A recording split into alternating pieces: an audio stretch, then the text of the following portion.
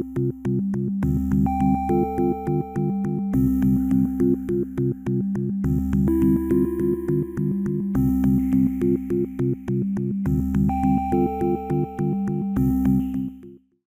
to the Town of Arlington Redevelopment Board meeting on March 23rd. I'd like to call this meeting to order. My name is Ken Lau. I'm the ARB Chair. Can the other members of the board please introduce themselves, starting with Steve? Steve Revelak. Good evening, Vincent Baudouin. Shayna Corman-Houston. Rachel Zemberry. And we have here Claire Richter and Susan Suarez from the Planning and Community Development. Sarah. Sarah. Yeah, that's all right. Apologize. That's okay. Okay, first on the agenda tonight is review the minutes from March 9th, 2026. Does any of the board members have any changes to the minutes, starting with Steve? One minor correction. On page 10, paragraph 2, the last sentence begins, residential land in Arlington is expenses. Expenses should be changed to expensive. That's all I have. That's noted. Thank you, Steve. Thank you, Steve. Vince? No comments from me. Shayna? No changes. Rachel? I have two. The first is on page 4.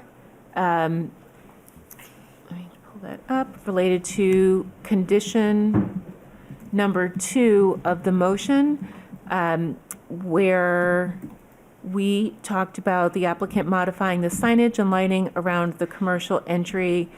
It was specific to including a substantial commercial sign band or designated exterior wall for signage rather than the window signage that was shown in the application. And the second part of that condition was to effectively light and call attention to the public commercial entrance. Those changes are noted. Thank you, Rachel. Thank you. And then the second I have is on page 12. The first paragraph, which is a long, sorry, 11, 12, let's see, did I miscite which page this is?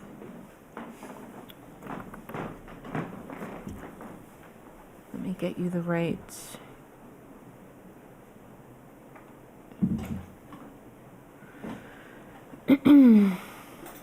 I'm sorry, it's on page 11. The first paragraph, towards the bottom of that first paragraph, where it says in section 5.3.1, subsection 7, it should actually be 5.3.17. And it was in reference to upper story step backs, not setbacks. All right. Great. We've got it. Thank you. you very much. Thank you, Rachel. I have none. Do I have a motion to accept the minutes as amended? So moved. Second. Steve? Yes. Vince? Yes. Shayna? Yes. Rachel? Yes. I'm a yes, too. Okay. Second on our agenda here is discussions on 1207 through 12011 Mass Ave. I'd like to invite Jim Doherty to come forward and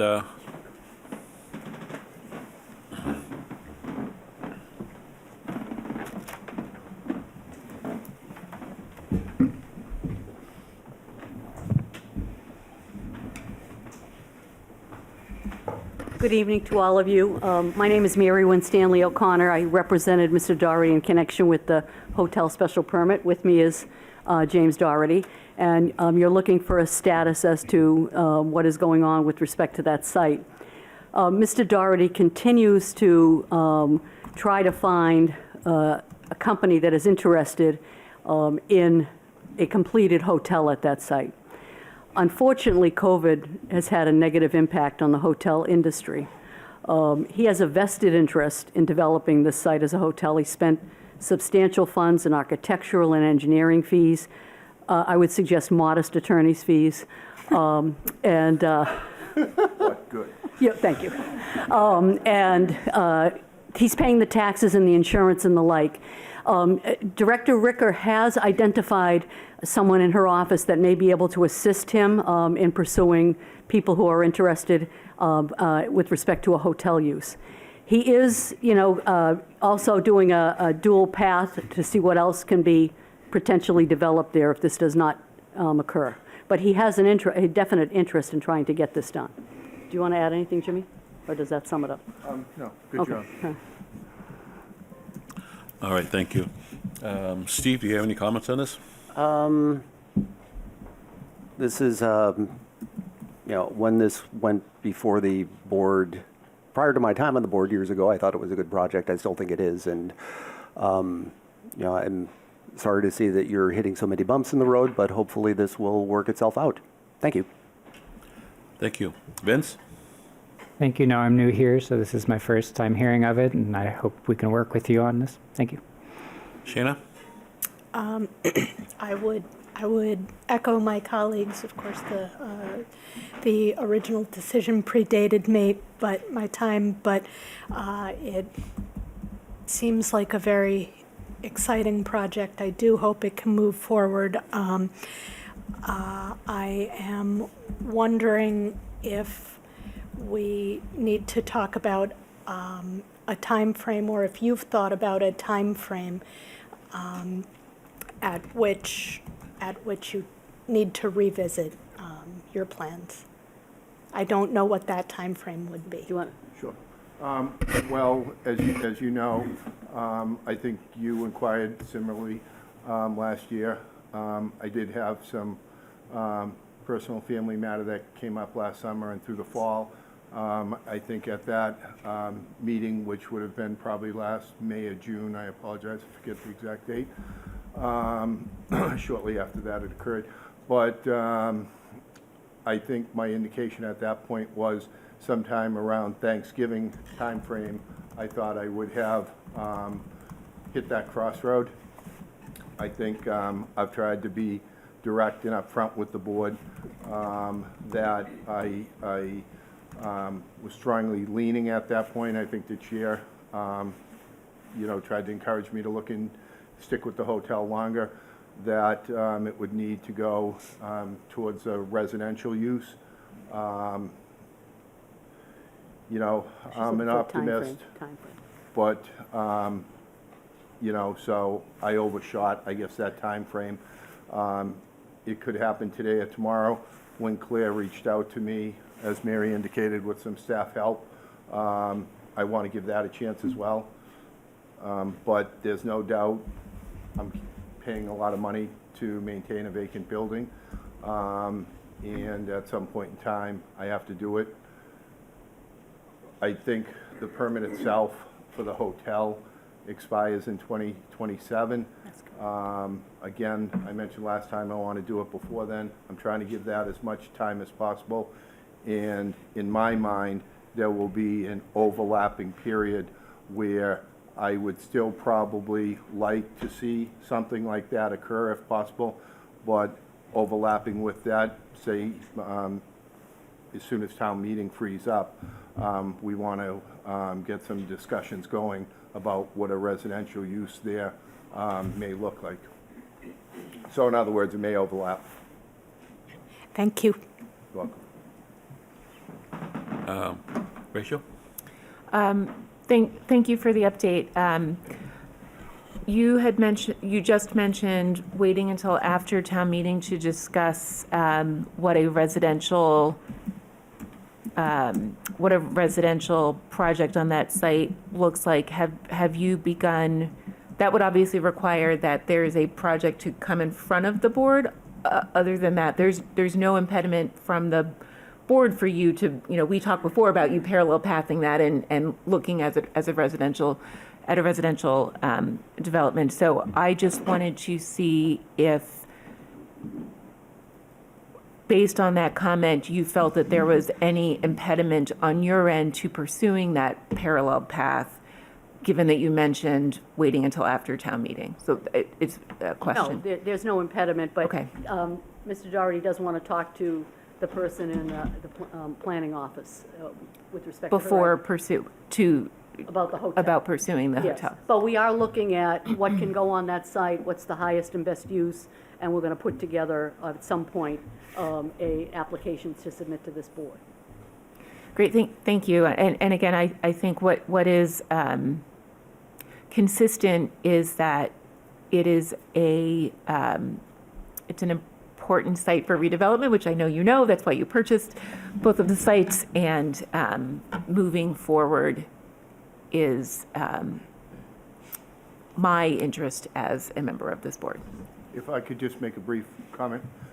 I think probably a year ago, slightly longer maybe, one of the updates took place in the Selectmen's Chamber, and you had indicated about density. I have already done some review on that, and then I think I brought up at the last meeting, I have a rendering already put together, I think I alluded to at the last meeting as well, that does show a density. We built it predicated on holding the rear setback similar to the hotel, as well as the side setbacks with the 8-foot step in on Clark Street. And so we have something that's very feasible in our mind for the site that we hope to have discussions about and go from there. Great, thank you. Again, I think as we discussed then, the board can't weigh in on anything until a formal reapplication Yeah. is created. And we certainly, at least from my perspective, I look forward to seeing the development of the site move forward. Thank you, Rachel. As I probably stated last time, I still would encourage you to see if you can do a hotel. I think that would be exciting to have a boutique hotel in Arlington. So, as you stated, the approval, the special permit approval will be ending at this end of this summer, or at end of next summer? 2027. Oh, next summer. Okay. It's November of '27. Okay, all right. That's fine. In the meantime, I just want to remind you that I assume the auto repair place is still in operation. Yes. Just, let them know that they still, should be careful about the neighbors and work with the neighbors as far as clean noise and everything else, trash, and be a good neighbor there. But I have nothing else. Thank you for your update. Thank Thank you. you. Let's go.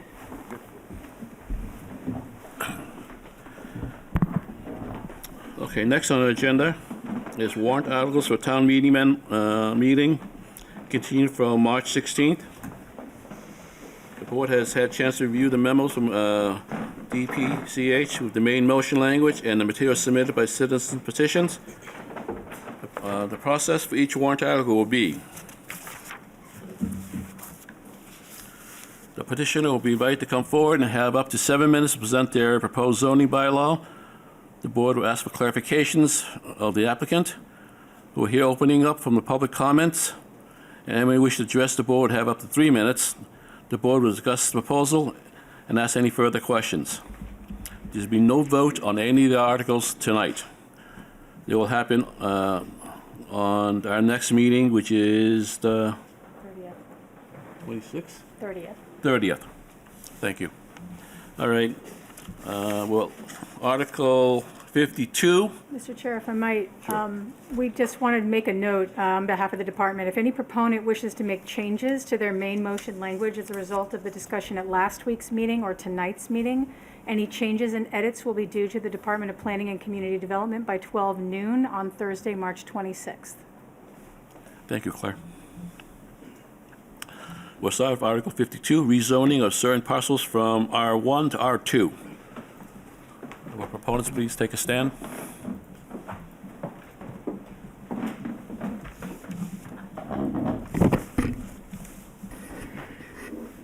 Good evening. Thank you for the opportunity. My name is Steve McKenna. I'm a town resident and real estate agent here in town for 40 years.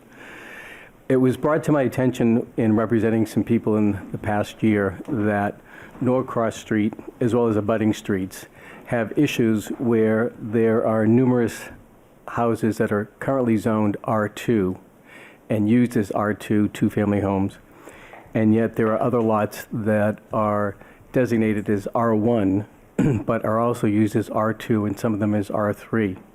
So our proposal is to adjust what we consider spot zoning on Norcross Street and a few abutting streets as well, to try to make it more consistent as opposed to the spot zoning that it currently has. The variation occurs where such on Norcross Street, there are 8 lots currently zoned R2. There are 14 lots zoned R1, of which there are 2 lots being used as two-family homes, 1 lot being used as a 3-family home, which was then subdivided into 3 condominiums. On Gardner Street, there's some inconsistencies as well, where 28 Gardner Street, which abuts 32 Norcross Street, is used as a 2-family, but is also zoned as a single-family home. Yet the house abutting them at 24 Gardner Street is a 2-family home zoned as an R2 family home.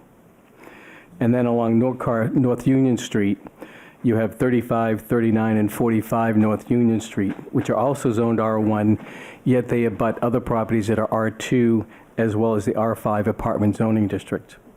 So what we're trying to do is create some consistency and fairness that's more accurate in reflection of actual land use and what's occurring in the town, which includes all of Norcross Street to be rezoned R2, 35, 39, 45 North Union Street to be rezoned R2, 2 Granton Park to be rezoned R2, and 28-28A and 32 Gardner Street to be zoned R2.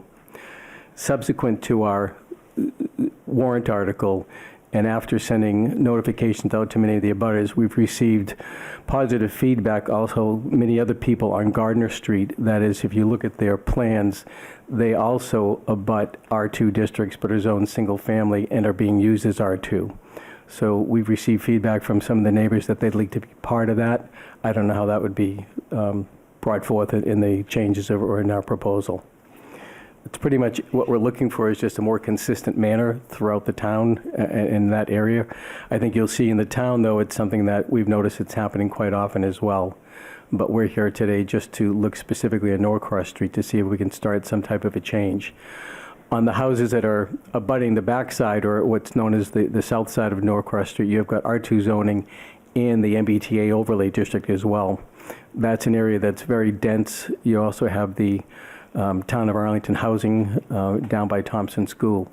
So it's a mixture of single-family homes. There are some single-family homes in that neighborhood that should probably stay that way because of where they're located, but we're requesting this immediately on the Norcross Street, Gardner Street, and North Union Street. Thank you, Steve. I'm going to open this up to the board right now. Rachel, do you have something to say? Have any questions? Yes, one question I have, and something that I think would be helpful when we vote on this and for the board report to town meeting on the vote, do you currently have a list of those parcels and those that do and do not also fall into any overlay district, including the multifamily, which you mentioned? So none of the lots that we're proposing are in the overlay district currently, but we do have a list of all the lots that are R2 being used as a 2-family in an R1 district, so we can provide a specific list of each dwelling if you'd like. I think that would be, again, if this goes forward with favorable action to town meeting, I think that is something that we have found when there is a map change that is helpful for town meeting members to see not only the map version, but also a list of it. Perfect. We'll make sure that happens. Great. I don't have any specific issues with this. Again, I know that from our initial discussion, your focus was specifically on Norcross Street, which is why, for example, lots 50 and 54 on Gardner Street may not have been included, even though they now are a bit of a discontinuous in that. So I was just wondering if you could speak to, one of the things, obviously, that we will look at is not creating any new discontinuous. So I was just wondering if you could speak specifically to those 2 lots and perhaps also lots 6 and 10 on Norcross Circle. So lot 6 and 10, the backyards abut Norcross Circle, but their frontage is on Granton Park. Great, thank you. So I felt that was not necessary to put them in there. And the 2 Gardner Street parcels that are not included, that are now 2 R1s within higher density are, Which lots are those, I'm sorry? on the map, they're listed as 50 and 54 Gardner Street. So those are on the other side of the Prince Philip's Cemetery. What is it? I'm sorry? Prince Hall. Prince Hall, sorry, thank you. And so I felt as though that they were too far removed from the Norcross Street, and I didn't want to keep extending it. And this, again, is specific because you are specifically focused on Norcross Street. Correct. And then Okay. I felt as though to use the properties that were abutting the multifamily districts. I didn't want to keep extending that, because then my thought was I'd have to go across the street to Gardner Street on lots 25 and 35, because those are similar situations that they're 2-family homes in a single-family district. Thank you. That's helpful to understand the reasoning. I appreciate it. Thank you. Thank you, Rachel. Sheena?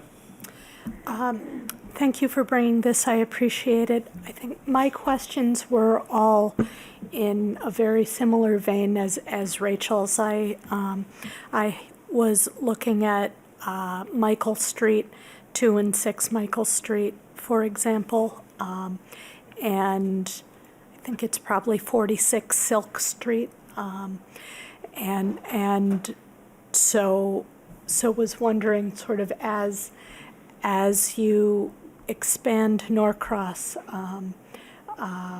why you had left those out, and I think we're going to be it's a getting great the same question. And quite honestly, it's something we could have continued on throughout that neighborhood, but unfortunately, it's also a situation that's in other areas throughout the town that I think we see this inconsistency with zoning, and how to go about it might be something to discuss further and later on to make it more consistent. Have you spoken with everyone whose parcel is proposed to be included in the district? Great question. So we've reached out to everyone initially by a letter. We then set up a Zoom call. We had 2 separate Zoom calls with people that attended it. We then sent a letter notification to all of the abutters as well. We had many people, I would probably say 65, 70% of the neighbors that were involved came to our meetings or discussed it with us. Other people have been difficult to get in touch with. There are a couple of people that own property, do not live in Arlington or live in the state, and never responded to any of the information we sent out. If this goes forward, I think that's going to be an important thing to discuss at town meeting. I suspect town meeting members will be concerned as to whether the owners of the parcels in question have sort of opted in or desire to opt out. Totally agree. Thank you. And my last question was about proper notice.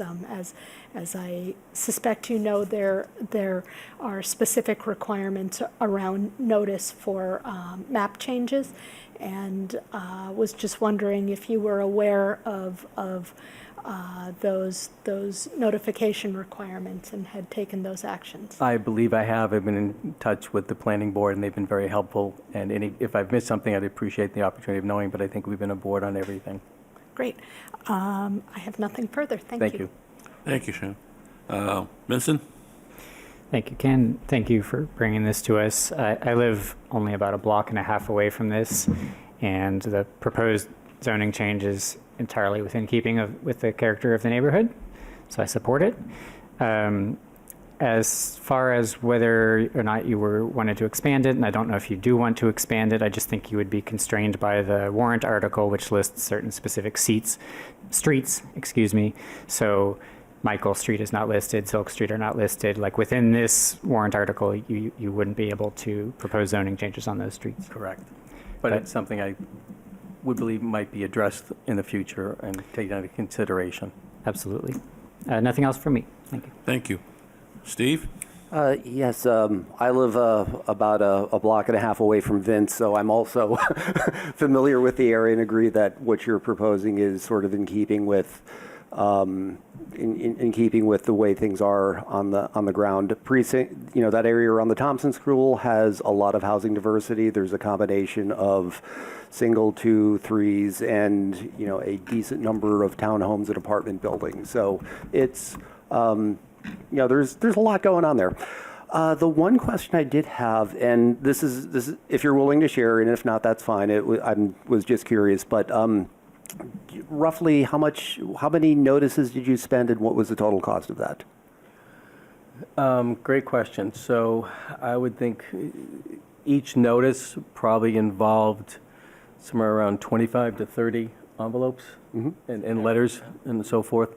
And I think through mailings and notifications and copies, boards like this, we've spent less than $500. Okay, but it's certified letters about 10, so 300 to 500. Okay, that's all I had. Thank you. Thank you, Steve.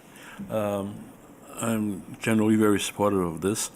The only thing I concur with Rachel, it would be helpful if you add some more notes to your maps here and say that even though you're limited to what you're addressing on this warrant article, but it'd be good if the rest of the town meeting know that some of the other unit properties around there is two-family, and you're not. This is in character of that area. When this first came up, I told Steve that I wasn't that familiar with the area, but since that time I've driven around there many times, and I've seen the area, and I understand where you're coming from now. So I think having little notes saying like, okay, even though this is outside the scope, town meeting will understand what the adjacent neighbors are. They are existing two families in a single family zone, or they're already you already say to two families, so that it's not that big of a change, and you're just tying the fabric up. And I think, and if this is successful, I think we can either grow this or look at other areas. If you guys wish to take it up, that's fine. But us as the board, I think I'd like to bring it up and see what we can do about that.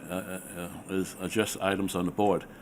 I think this is a much wiser approach than just saying get rid of all single-family R1s and just make them all R2s. I think this is a much more easier, more thoughtful approach. So, thank you. Thank you. Well, it is true that there's a softening in zoning at times when you can see that it changes from an R1 to an R2. But here it was just so inconsistent, I felt that it was necessary to bring it up. And you are correct that many of you brought up Hadley Court, a lot of Gardner Street, Michael Street, and Marigan Street are all but R2s and it's surrounded, but many of them are zoned R1, and yet still some of them are being used as R2. Correct. So there is specifically a dense amount in this neighborhood that's inconsistent. I think that'd be good to show. Thank And you. if we are successful, I'm more than happy to come back and try to help other people out too. Okay. With that said, I'd like to open this up to public comment. Does anybody like to make a comment on this? Yes, please step up. You have 3 minutes. Please state your name and address when you come up to the table. Thank you.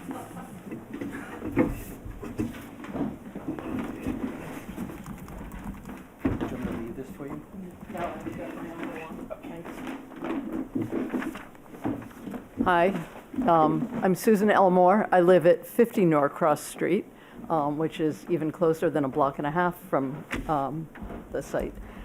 So I have just a couple of comments and questions. And it's pretty clear that the lots in question, the ones that are outlined in blue, are really variable in size. There are some that are barely, like they're under 5,000 square feet, and then other ones are much, much larger.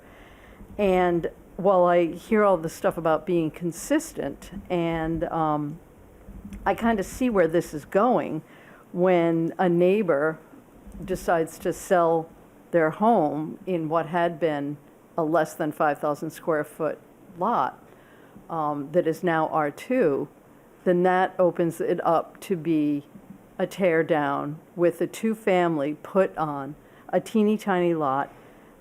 And there's a almost 10,000 square foot lot that could have a two-family on it. And that doesn't sound consistent to me. And I heard the idea that it's important to make all of this consistent. But I think it's very clear that the lot sizes are not consistent. So I'm asking the board, in consideration of this article, that clarity in enforcement of zoning rules and lot size and all of that also be consistent. A couple of folks mentioned driving down Norcross Street, not really being familiar with the neighborhood. Something very obvious is that the street is so narrow, we don't have street trees, we don't have the health strip. So that 4,800 square foot lot is some green space. And if that were allowed to become a two-family, then there'd be even less green space on a street that has very little. So I think the word consistent is very important, and I really ask the board to think about how things can be consistently enforced without variances that allow something to happen in one place and not another when these lots are so inconsistent. So thank you very much. Thank you.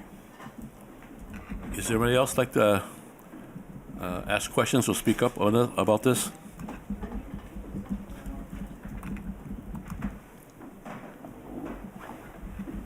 Winnell Evans, Orchard Place. The previous speaker's comments actually brought something up to me which I hadn't considered, which is that if there is a single-family house on, let's say, a 4,800 square foot lot, and that becomes rezoned as R2, aren't we then increasing a nonconformity? Isn't it part of our zoning bylaw that that is not supposed to happen?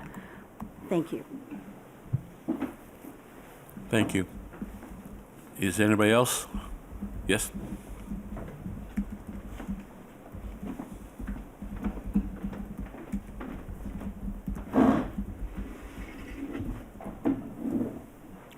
Aram Holman, 12 Whittemore Street. I have a question.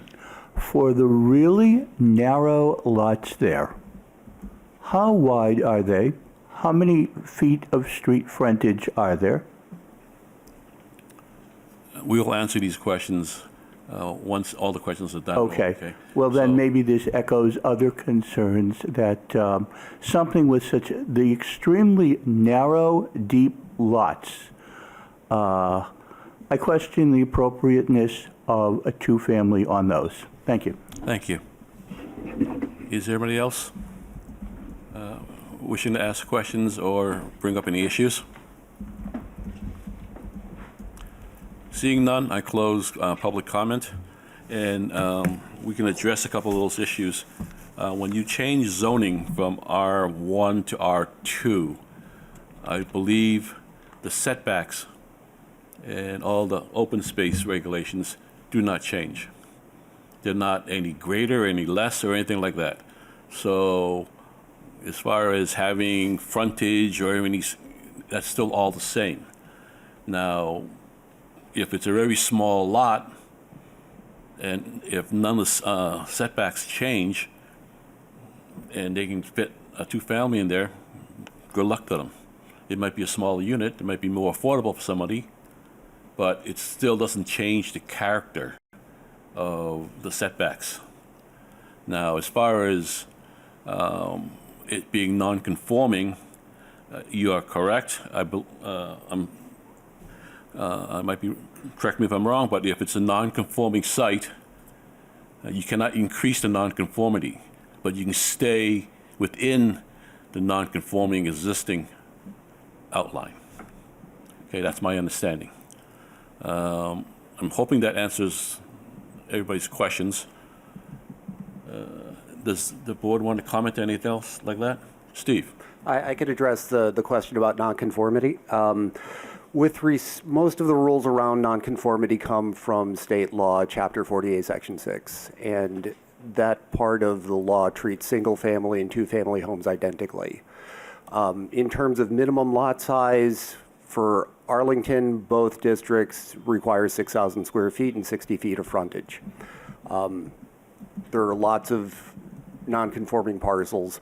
Under state law, if the, well, basically, there's a certain amount of protection given to lots that have at least 5,000 square feet and 50 feet of frontage. You could rebuild something on them if there was a previous structure there and it was erected by, in accordance with the zoning at the time.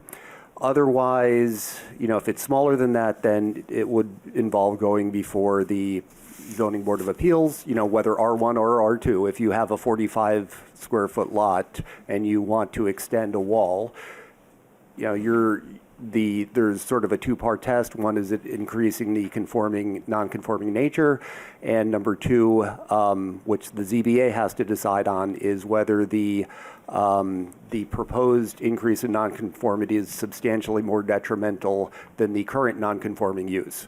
So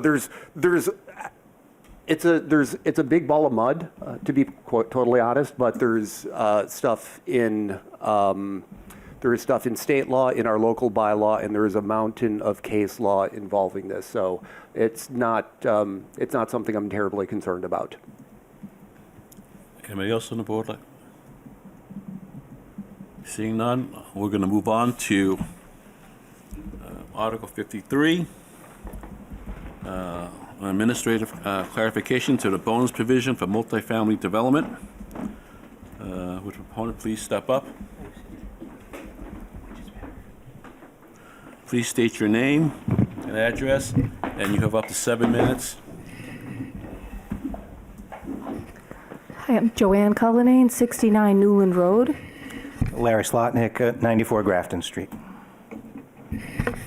Right. We're here because we've seen several novel definitions of ground floor creep into deliberations where MBTA Act overlay projects petitioning for extra mass and height are under review. This despite the fact that none of these new terms and calculations are to be found in the bonus rules we created after a long process and a vote by town meeting. We touch upon all the points on this slide as we go along, but we direct you to the last sentence. Substituting terms and calculations not in the bonus laws during the implementation phase subverts a long public process and robs the town of critically needed larger, viable commercial spaces.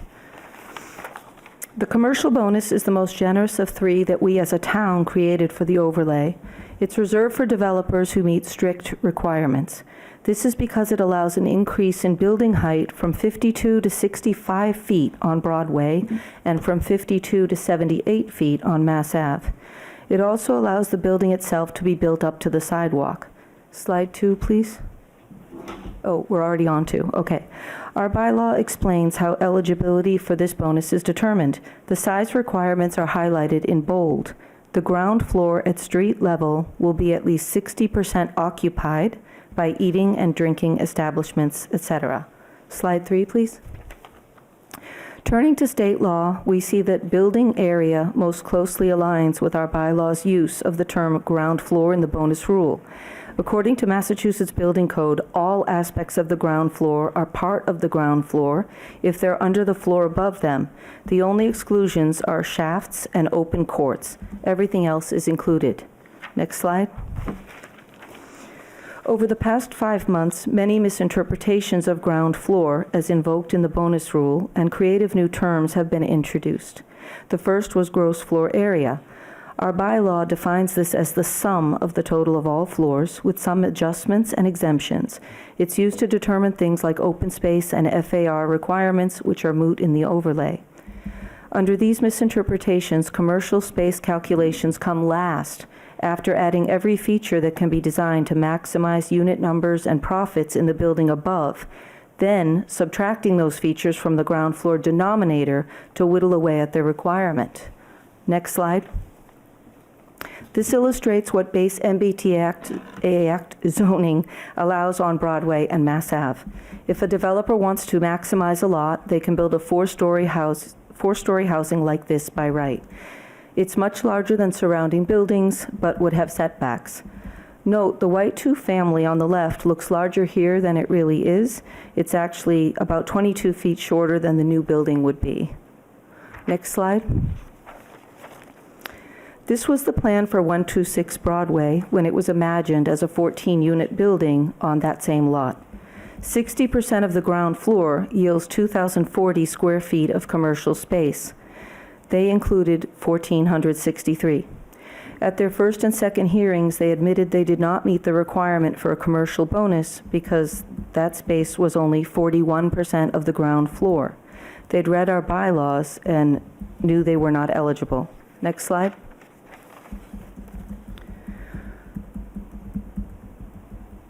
The next slide? No? Yeah. 259 Broadway is another 14-unit proposal for a small two-family lot on the corner of a narrow side street. 60% of the ground floor, with the caveat that's noted on the slide, seemingly yields 1,759 square feet commercial. They proposed 1,220.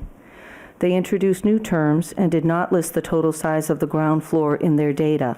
Transparency had disappeared. Next slide. The developer, no, should be slide 8. I'll just keep talking. The developer, slide 8. This is slide 8. The next one after that. This one. Oh, no, one is missing, but I'll go on. The developer of 126 has since purchased 128 Broadway and come up with this plan for 28 units on 2 lots. So it would be the larger picture, the larger building. Developers have gone from doing our intended calculations to now claiming they're over-complying based on arbitrary terms and calculations not found in the bonus rules we passed. What percentage of the true ground floor or building footprint is made up of commercial space in their new proposal? It's unclear. Slide 9, yes. The caveat here references the unknowns caused by lack of transparency in recent architectural drawings. Here we estimate how much the town is shortchanged if our bonus rules are misinterpreted. At this point, the drawings contain so many conflicting references to different ways of calculating the requirement as a percentage of a continuously shifting ground floor that it's hard to locate the hard data that would show us what size the commercial spaces should be per our bylaw. Yet we know the loss would be substantial and it would be cumulative. We also note that without our clarification, the worst of these proposals would or could be allowed. Next slide. Article 53 simply clarifies per Mass law that the ground floor comprises, and this is a quote, what we've added, comprises all enclosed and non-enclosed areas within the horizontal projection of the roof or floor above it. Last slide. Misapplication of the bylaw so that shifting and arbitrary amounts of space are excluded from calculations voted upon by town meeting leads to unpredictability, unverifiability, discretion in non-discretionary zoning matters, subverts the process, reduces shops to token spaces that are smaller, less viable, and fail to generate revenue or added vitality to the neighborhood. Commercial space literally becomes an afterthought. Guardrails must be preserved. No toothless percentages, no standalone minimum square footage. Direct proportionality is what town meeting voted upon. If the denominator is up to the developer, then the ratio we set becomes totally meaningless. We could end up with 40% of the ground floor or building footprint, or with 10% of the ground floor as commercial. Our clarification would protect the letter and the spirit of the bylaw that town meeting placed on the books. It would put commercial space calculations first and yield larger business spaces of the type we intended to incentivize and that we need in town. Thank you. Thank you. I want to start off with a couple of comments, and I'll turn it back to the board.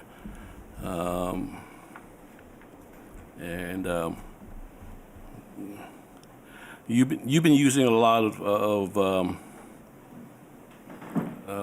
phrases like misinterpretation and misunderstandings. I just want to explain something to you.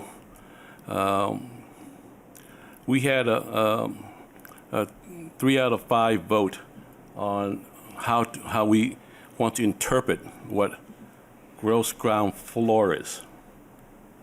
Okay, so because we had a 3 to 5 vote on that, doesn't mean there is a misinterpretation there. Generally, if you look at any of the Supreme Court's decisions, it's never a unanimous decision. It's always most of the time it's a something to something decision.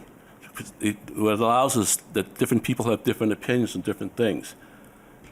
What we had here was an interpretation of what the ground floor, the gross ground floor is.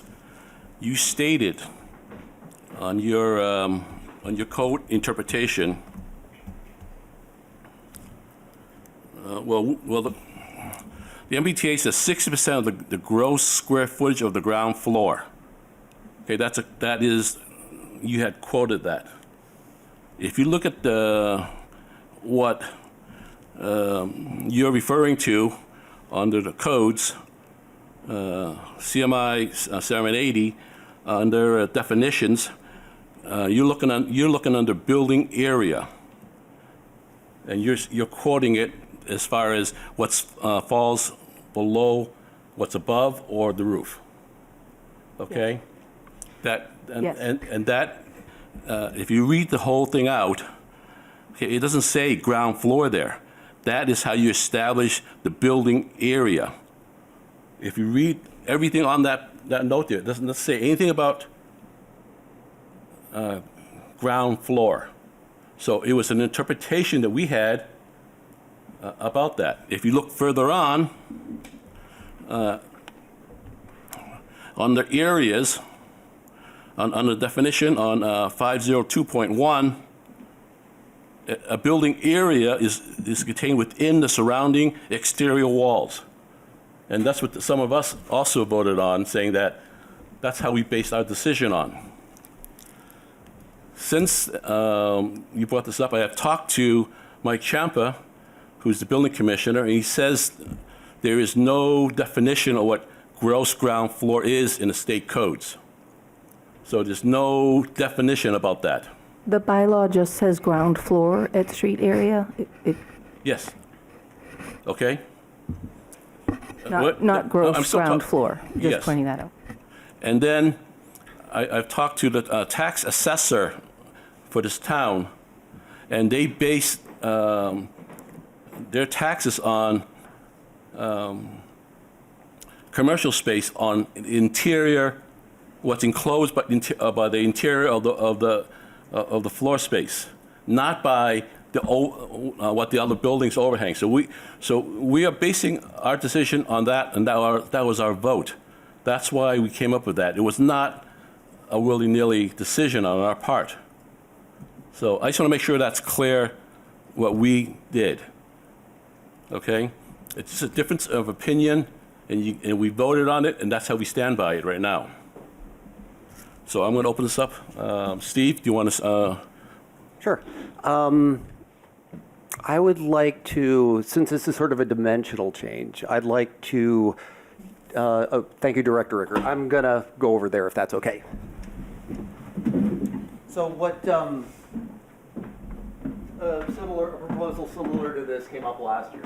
And during the hearing, we basically pulled up a set of plans and talked through how, the plans that didn't comply with the proposed warrant article and how they would have to change, different options for changing them, so to achieve compliance.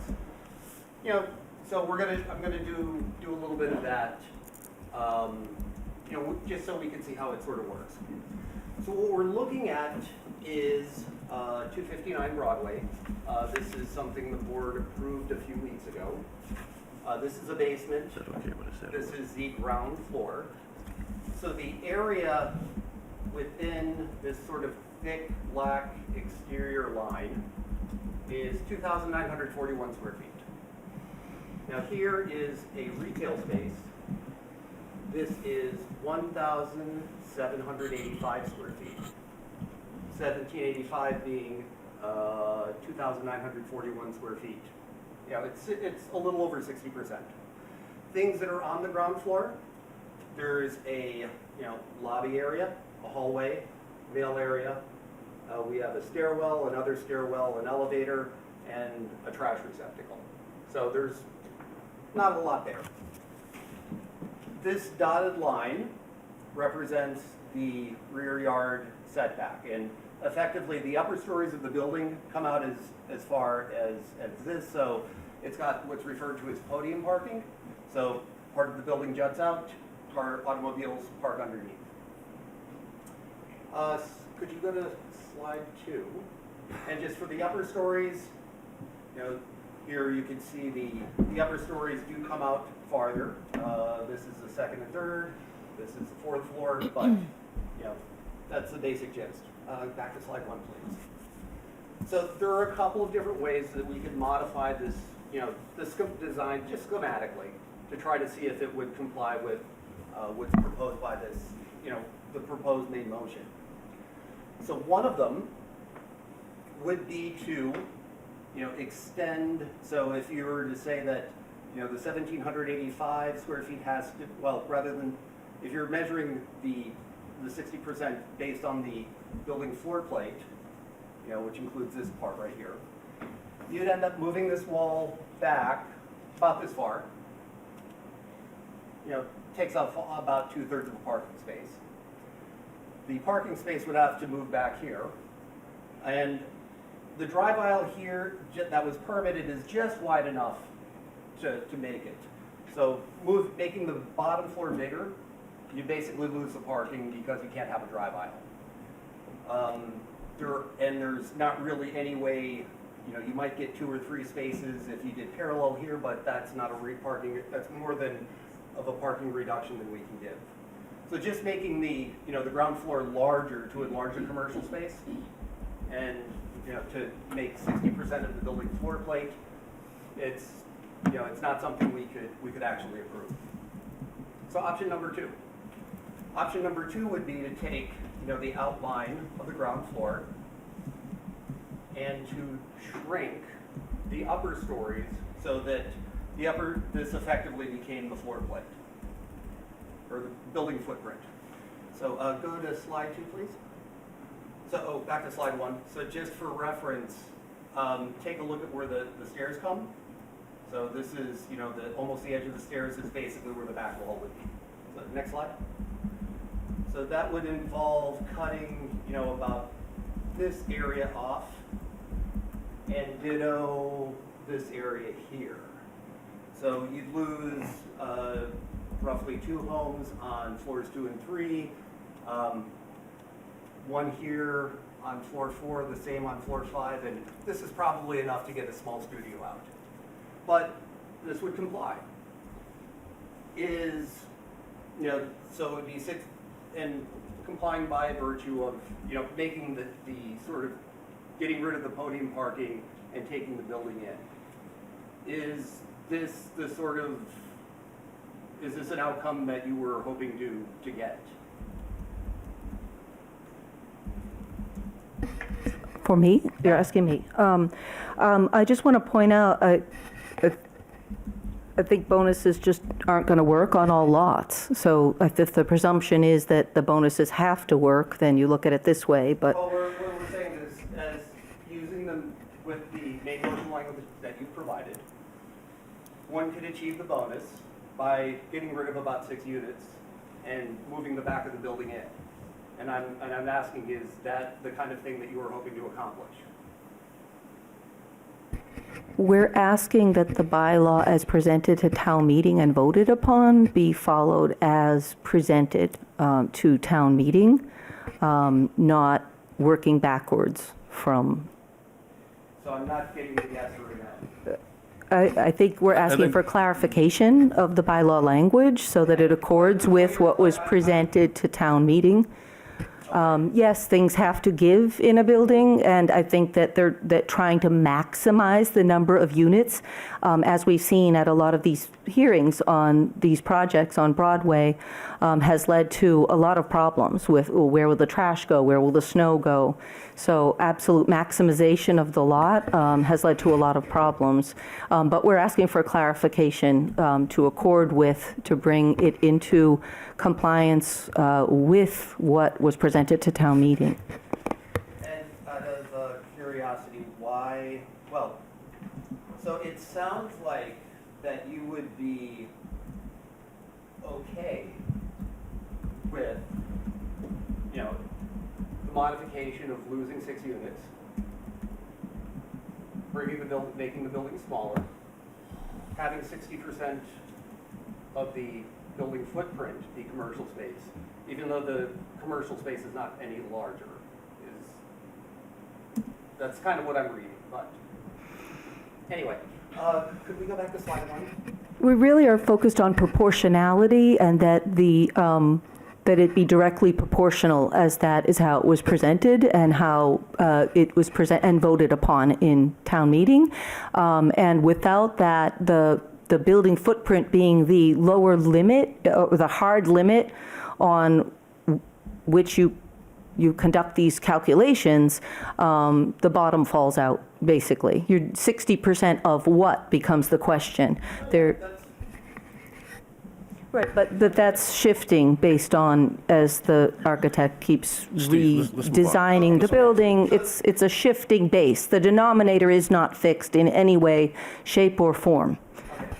And the last modification I could think of would be if, to just forego the mixed-use bonus entirely, which would, well, instead of adding 1,785 square feet of commercial space, we would add 0. But based on your presentation, it sounds like you're okay with that outcome as well.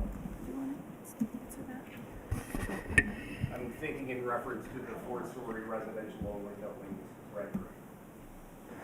Yeah, I mean, we're here because we feel that the town meeting members that voted for the bylaw didn't quite understand or weren't provided with clear enough information about how that 60% commercial space was going to be calculated. Now, I don't think anyone in town really has a love for the multi-use buildings that have been completed where ground floor, the viable or vital commercial space on the ground floor becomes kind of an afterthought. I'm going to assume we all agree on that. It's just not serving those neighborhoods well. So that's what we're trying to bring forth here. I'm going to admit that if a building in a formerly residential area doesn't have commercial ground floor space, it's okay in some situations. But to put, I don't know what the right adjective, but just an afterthought type of commercial space down there that has no relevance to the neighborhood, but then give a bonus floor to that developer, that doesn't make sense. Steve, I think we're let's move on, okay? Just two remarks. Just as someone who will have to, potentially adjudicate these, I think it's worthwhile to talk through, the nuts and bolts of them. My final question for Director Ricker. I know that staff looks over these before they come to the board. Does staff have any comments regarding the viability of a 1,785 square foot commercial space. We do. This space at 259 Broadway was first presented as two spaces, but at the suggestion of the board at the time, and in the second iteration of the plans, it's now a single space, which is far more competitive. Its proximity to Arlington Center, and the fact that it is a new space makes it very attractive on the leasing market. There is currently an abundance of vacant commercial spaces that are less than 1,000 square feet. So new spaces on the market that exceed 1,000 square feet are quite in demand. Thank you, Claire. Sure. Can I? I just want to mention that what has happened with 259 Broadway now is okay. Steve chose to use that as an example, and an 1,800 square foot commercial space is great. That's fine. Let's move on, okay? Because I want to get people this chance to speak, everybody, okay? I don't want to argue back and forth, all right? Vince, you're next. Thank you, Mr. Chair. I'm new to the board, so I may just not be accustomed to the cynicism with which some residents see the boards and departments that do the business of the town, but I agree with the chair that the language that I've heard around this article about making up new interpretations and subverting the public process is particularly unhelpful. If you have to introduce an amendment to clarify something, then you're acknowledging that there was previously multiple interpretations. And so the approach that your way of seeing things is the only possible way of seeing things is not one that I can agree with. Mr. Revelak did a good job of illustrating with 259 Broadway the basic conflict here, which is between this article and our parking requirements.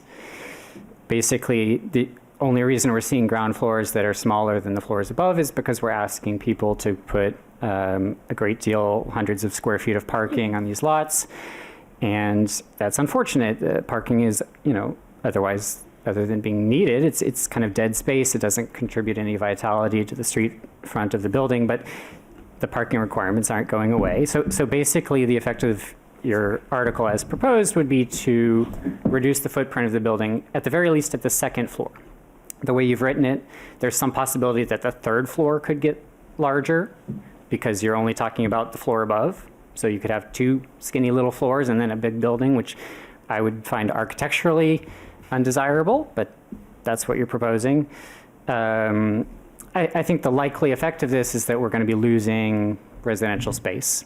In the example that Steve showed, the floor above is 28% larger. If you had to squeeze it down to the size of the ground floor, you're losing 25 to 28% of your total building area. If you've got 14 apartments, that comes down to 10 apartments. So you're kind of that's the effect of this is, you've got 4 new households that don't have a place to live.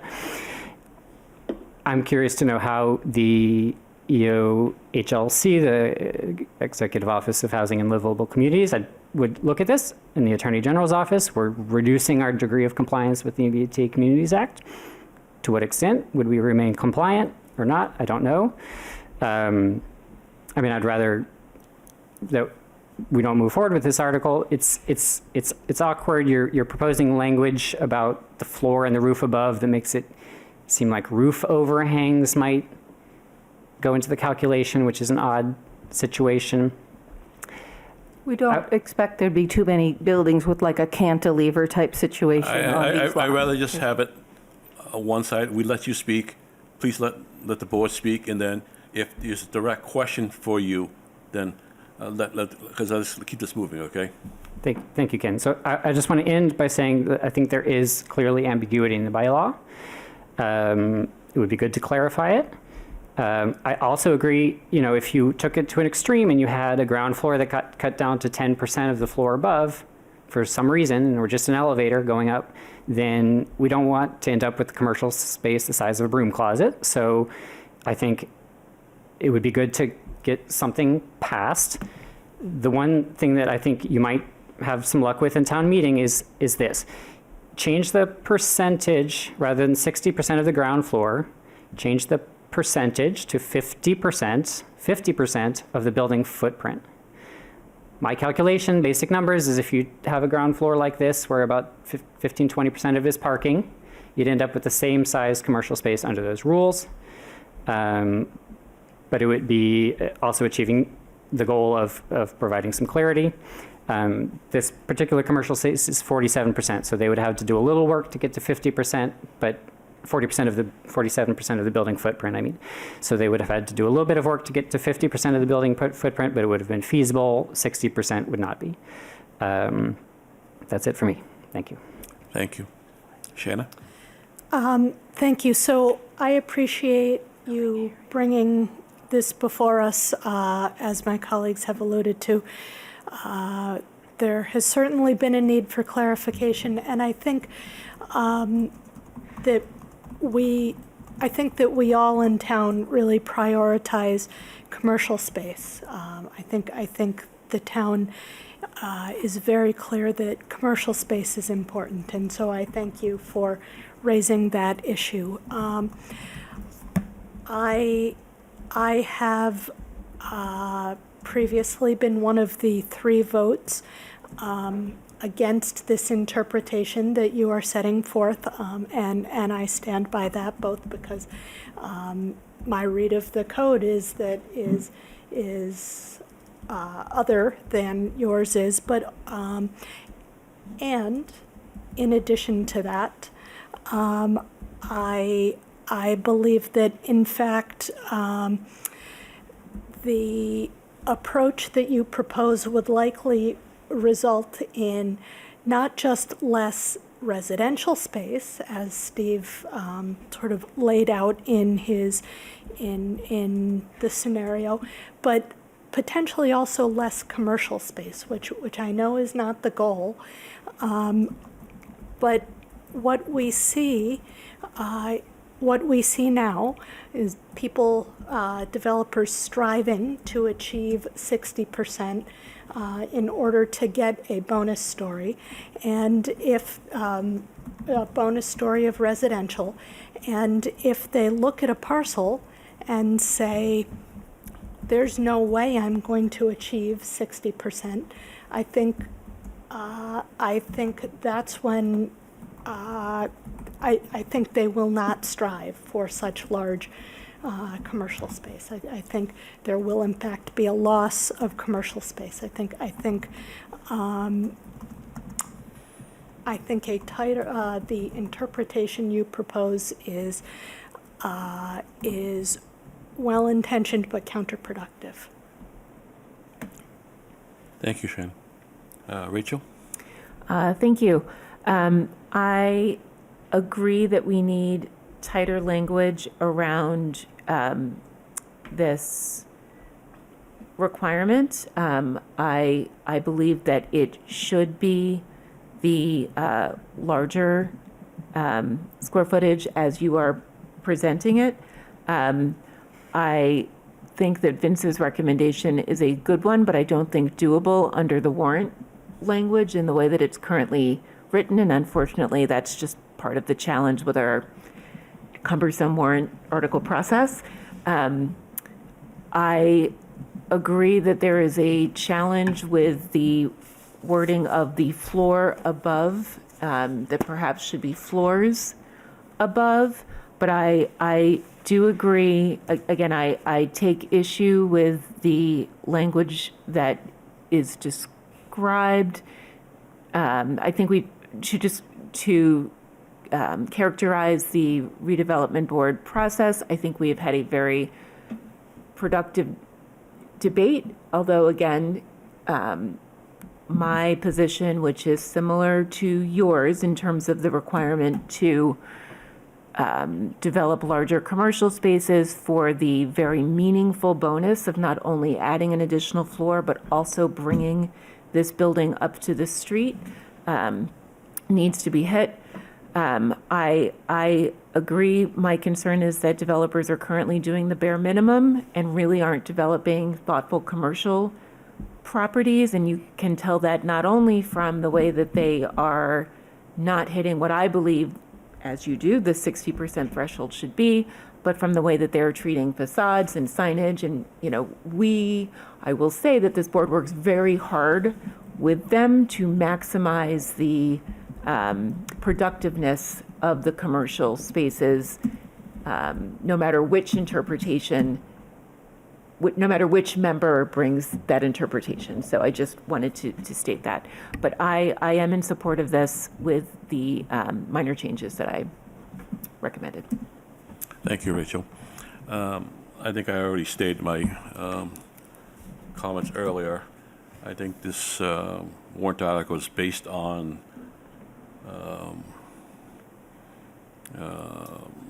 your misinterpretation of the building code. I think I would remind you to look back in the building code, and under the definitions, there's a section that says gross floor area. Okay, it doesn't say what floor, but it says gross floor area. And it says the sum of the horizontal areas of all stories buildings on a lot measured from the interior face of exterior walls, in case of a common wall separating from a center line of such common space as regulated under section 5.3.2.1. That says it's from the inside, it's from the enclosure of the walls, not from the building footprint. I can't go by what you're saying here because I don't believe in what you're saying about the outside of the building. If you look at any of our board meetings, and when we review mixed-use projects, you know that we all, board members here, are really pushing for viable commercial space. So I take exception when you say that we just let it go as second thought. We don't. We take it seriously. If you look at this project here that Steve brought up, at one time it was two smaller sections, two smaller regulations with the entrance coming in. Mm-hmm. This board made them not do that and make it a larger retail space because we are fighting for that. We have the same cause. I just can't support this warrant article the way it's written. That's all I'm saying right now, okay? If there's nothing else on the board wants to say, I'm going to open it up for public comment. All right. I'd like to open up the public comment, please. Please come up and state your name and address, and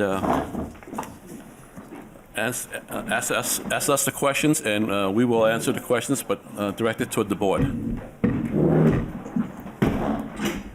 You have up to 3 minutes. Hi, Jerry Leonard, 44 Palmer Street. I think it's a difficult question, the business about commercial space. I don't think what I want to emphasize is that there is a real price to pay in the neighborhoods for the higher floors and going out and losing the setback. That doesn't mean we shouldn't build these buildings. But it does mean that we should make sure that we're getting the kind of value that town meeting contemplated when the rules were written. So I think this means we need to make sure that the developers have really earned the bonus floor. It's a bonus floor. It's not, right, as you were saying, you're not giving it away. You're trying to get value for it, right? This is, I think, the board's attitude, and it's what I read in the rules, and I think we should be serious about that. So it's important that we're getting meaningful commercial space, that we're not just getting sort of a hope that there will be some commercial space that is actually more positive than negative down the road, but we do everything we can to make sure that we're actually getting meaningful commercial space. So the rule that as it exists uses language ground floor area that, as far as I can tell, isn't used anywhere else. So we have discovered that there is an ambiguity here. I don't think the language of gross floor area helps in this situation because it's in the code, it's in the bylaw, addressing purposes that don't really have anything to do with the kind of trade-off that town meeting was contemplating. So I think ground floor area is just its own beast here, and it's used simply for the purpose of making sure that we get meaningful commercial space in exchange for the bonus floor.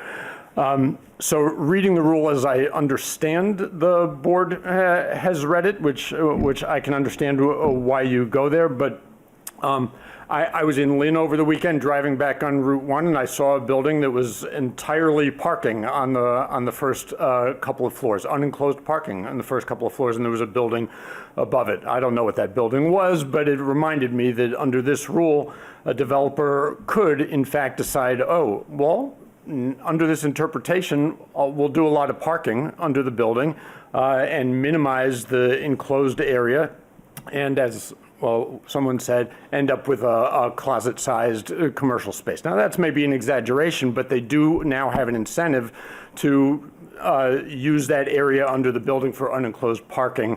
Your 3 minutes are coming up. Et cetera. Yeah, so what I'd really love to see is what we don't have now, which is a stronger process for making sure that we're actually ending up with meaningful commercial space. So I would love to know more of the evidence that Ms. Ricker suggested is there about what the rental market looks like for this sort of space, what kind of space we could get. Thank you. That said, I think in this moment right now, the proposed warrant article is the best option we have at this moment for clarifying things. Better improvements should be had down the road. Thank you. Anybody else like to make a comment or have any questions? Yes, sir.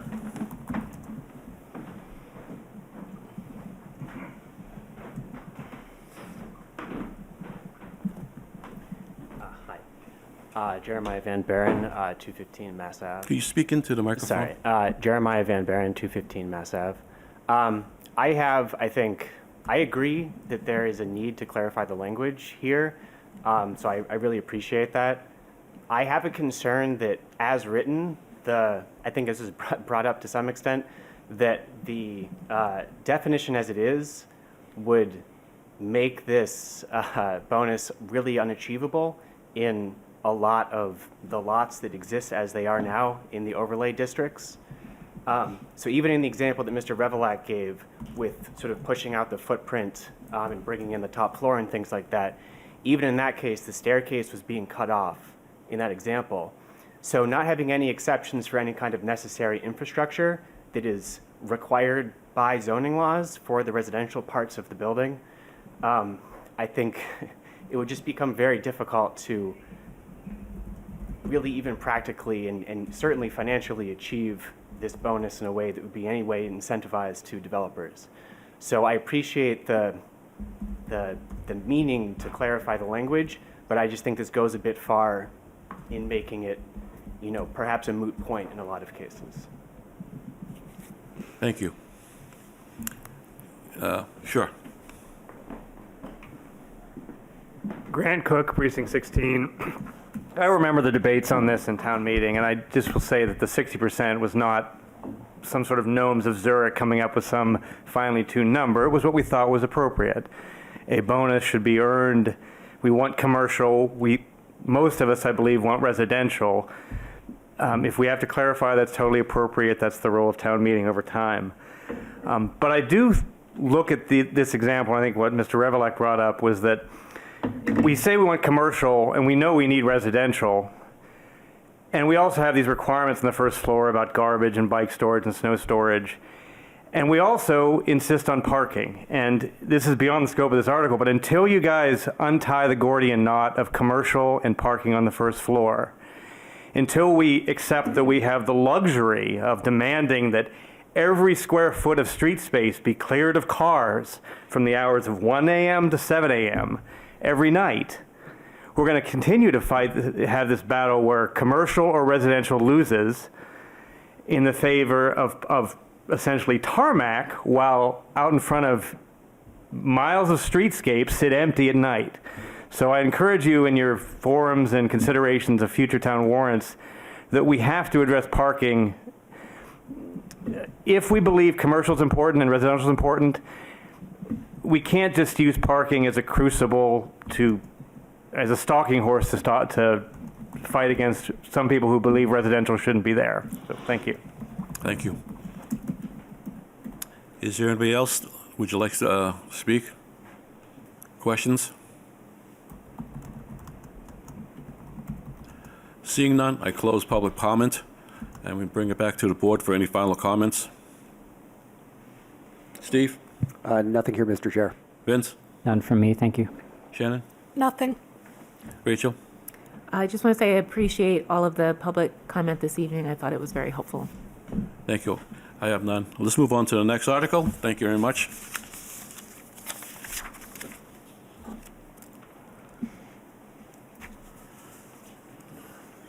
Next warrant article is Article 55, Administrative Clarification, Bonus Provision, and Multifamily Development.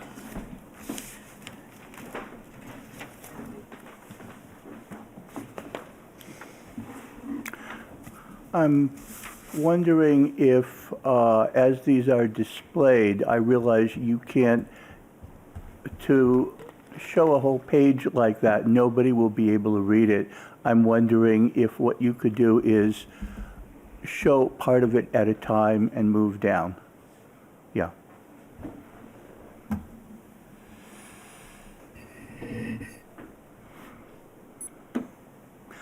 Aram Holman, 12 Whittemore Street. I want to explain Article 55.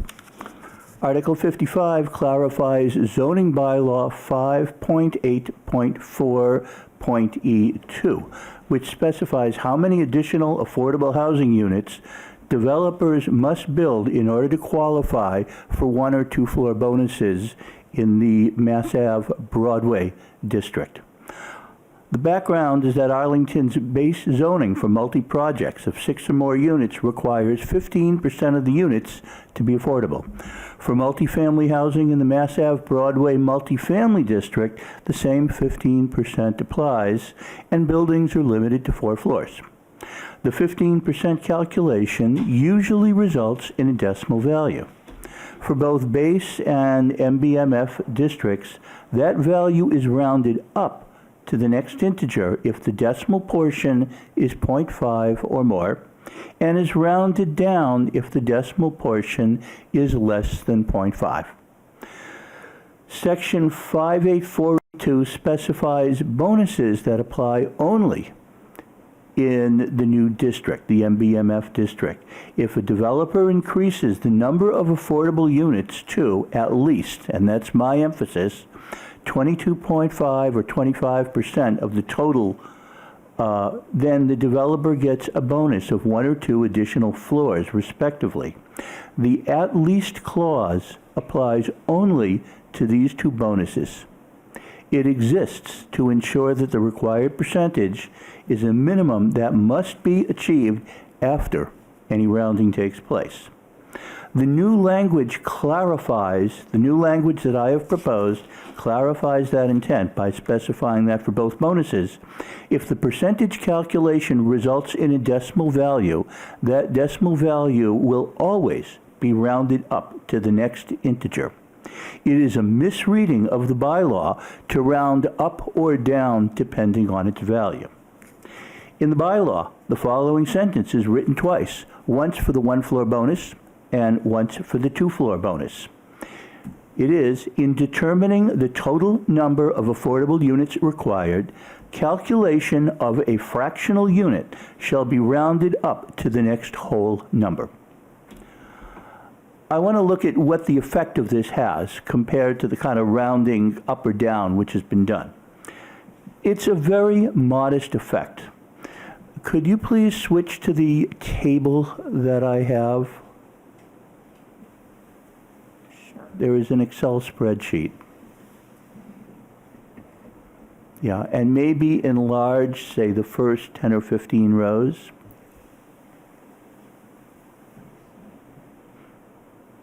Okay, and go up. I realize it's a bit hard to read. There are 2 tables here. The table on the left shows the following columns for the 22.5% 1-floor bonus. You have at the left the total number of units. Then 15% of that exactly. Then what that 15% amount would become if you rounded up or down depending on the decimal. Then after that, the effect of rounding it up all the time. And finally, in the 5th column, the difference between those. And if you look at that the fifth column, starting from the left, you'll see that it's either a 1 or a 0. A 1 means that one more unit is required compared to what would happen if you round up or down.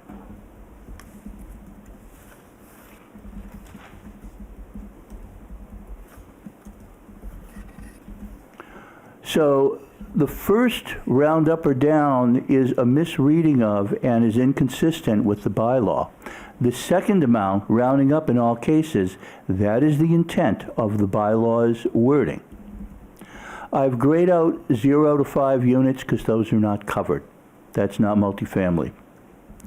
If you looked for all 100 of these, you'd find that out of 100 for the first floor bonus, in roughly half the cases, this will take one more unit. In the other half, it will make no difference at all. Okay. If you can go up to the top again and look at the second set of 5 columns, this is the same kind of analysis done for the 25% two-floor bonus. Number of units, 25%, rounding variable, rounding up, and the difference. If you look at the numbers, you will see that in 25% of the cases, in 1 out of 4 cases, this will result in requiring one more affordable unit. In the other 75% of the cases, this will make no difference. So this is very modest. On its merits, this clarification is consistent with and supports Arlington's policy of increasing its stock of affordable housing. It is consistent with the at least clause in the bylaw clarifying how this is achieved. This clarification removes any ambiguity. Some may object that this is too challenging. As one member of the board stated in a previous meeting, this bonus is a challenge and it should be challenged. You're coming up to 7 minutes. You're coming up to 7 minutes. Okay, thank you. Arlington's not interested in giving away additional development rights. Again, this will only result in, at most, an increase in one more affordable units required. Some may object that this is that affordable housing ordinance is a cross subsidy. Yes, that is the case. It is also Arlington's policy, and the board should be following that.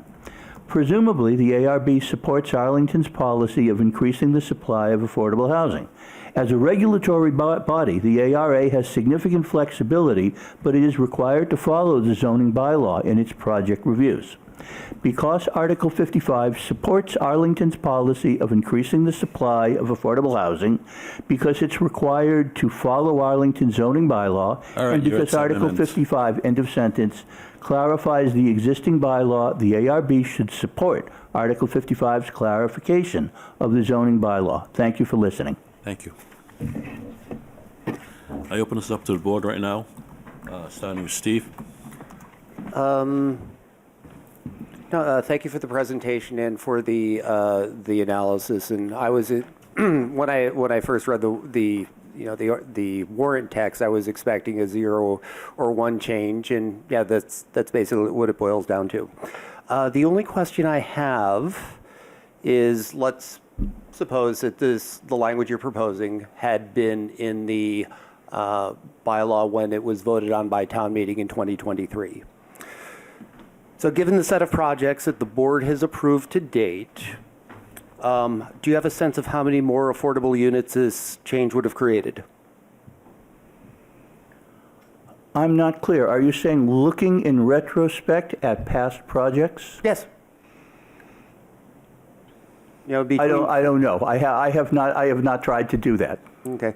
We have not approved a project that has used the affordable housing bonus. So the answer to that is 0. Thank you, Mr. Chair. Thank you, Steve. Vincent? Thank you, Mr. Chair, and thank you, Mr. Hallman, for the presentation. Do we have the proposed article language?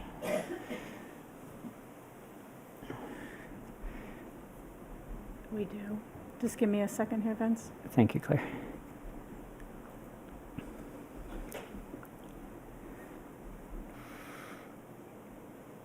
It begins here. Okay, yes, perfect, thank you. So my first question, I'm just assuming it's a typo, but your amendment says 22.5% twice, even though in the bylaw you're amending, it says 22.5% in the first instance, but 25% in the second instance? If you could enlarge that, it's a bit hard to see from here. In at least 20, yes, I'm sorry, I corrected that later. I did not send a revised version. That second one should be 25%. Thank you. Thank you. So I looked at the math. I follow your logic. I think, there's even one case, which is a 6-unit building, which under rounding could claim the 22.5% bonus, which without actually adding any affordable units beyond the 15%, which is an odd case. So while I would say, speaking generally, I don't believe that ratcheting up our affordability requirements would be helpful because it just drives up the cost of the market rate units. I would differentiate this, which is a bonus and not a requirement. And I do believe, I agree that the clarification is in line with town meeting's intent as expressed in the language of our bylaw, so I would support this amendment. Thank you. Thank you, Vincent. Shana? So thank you for this. I appreciate your concern for affordable housing very much. I think it is very critical to bring that to the fore here in Arlington. I do, however, think it's problematic to use different standards to measure, to do the same calculation in the bylaw. I think we need one consistent standard to do this calculation in the bylaw, and because there is a established standard for the affordable housing calculation with the 15% as a rounding at the 0.5 level. I think it is sensible to use that same standard consistently. Now, as Vince correctly points out, there is one case, a 6-unit building, in which that could result in no additional affordable housing being created. We could consider language, for example, that said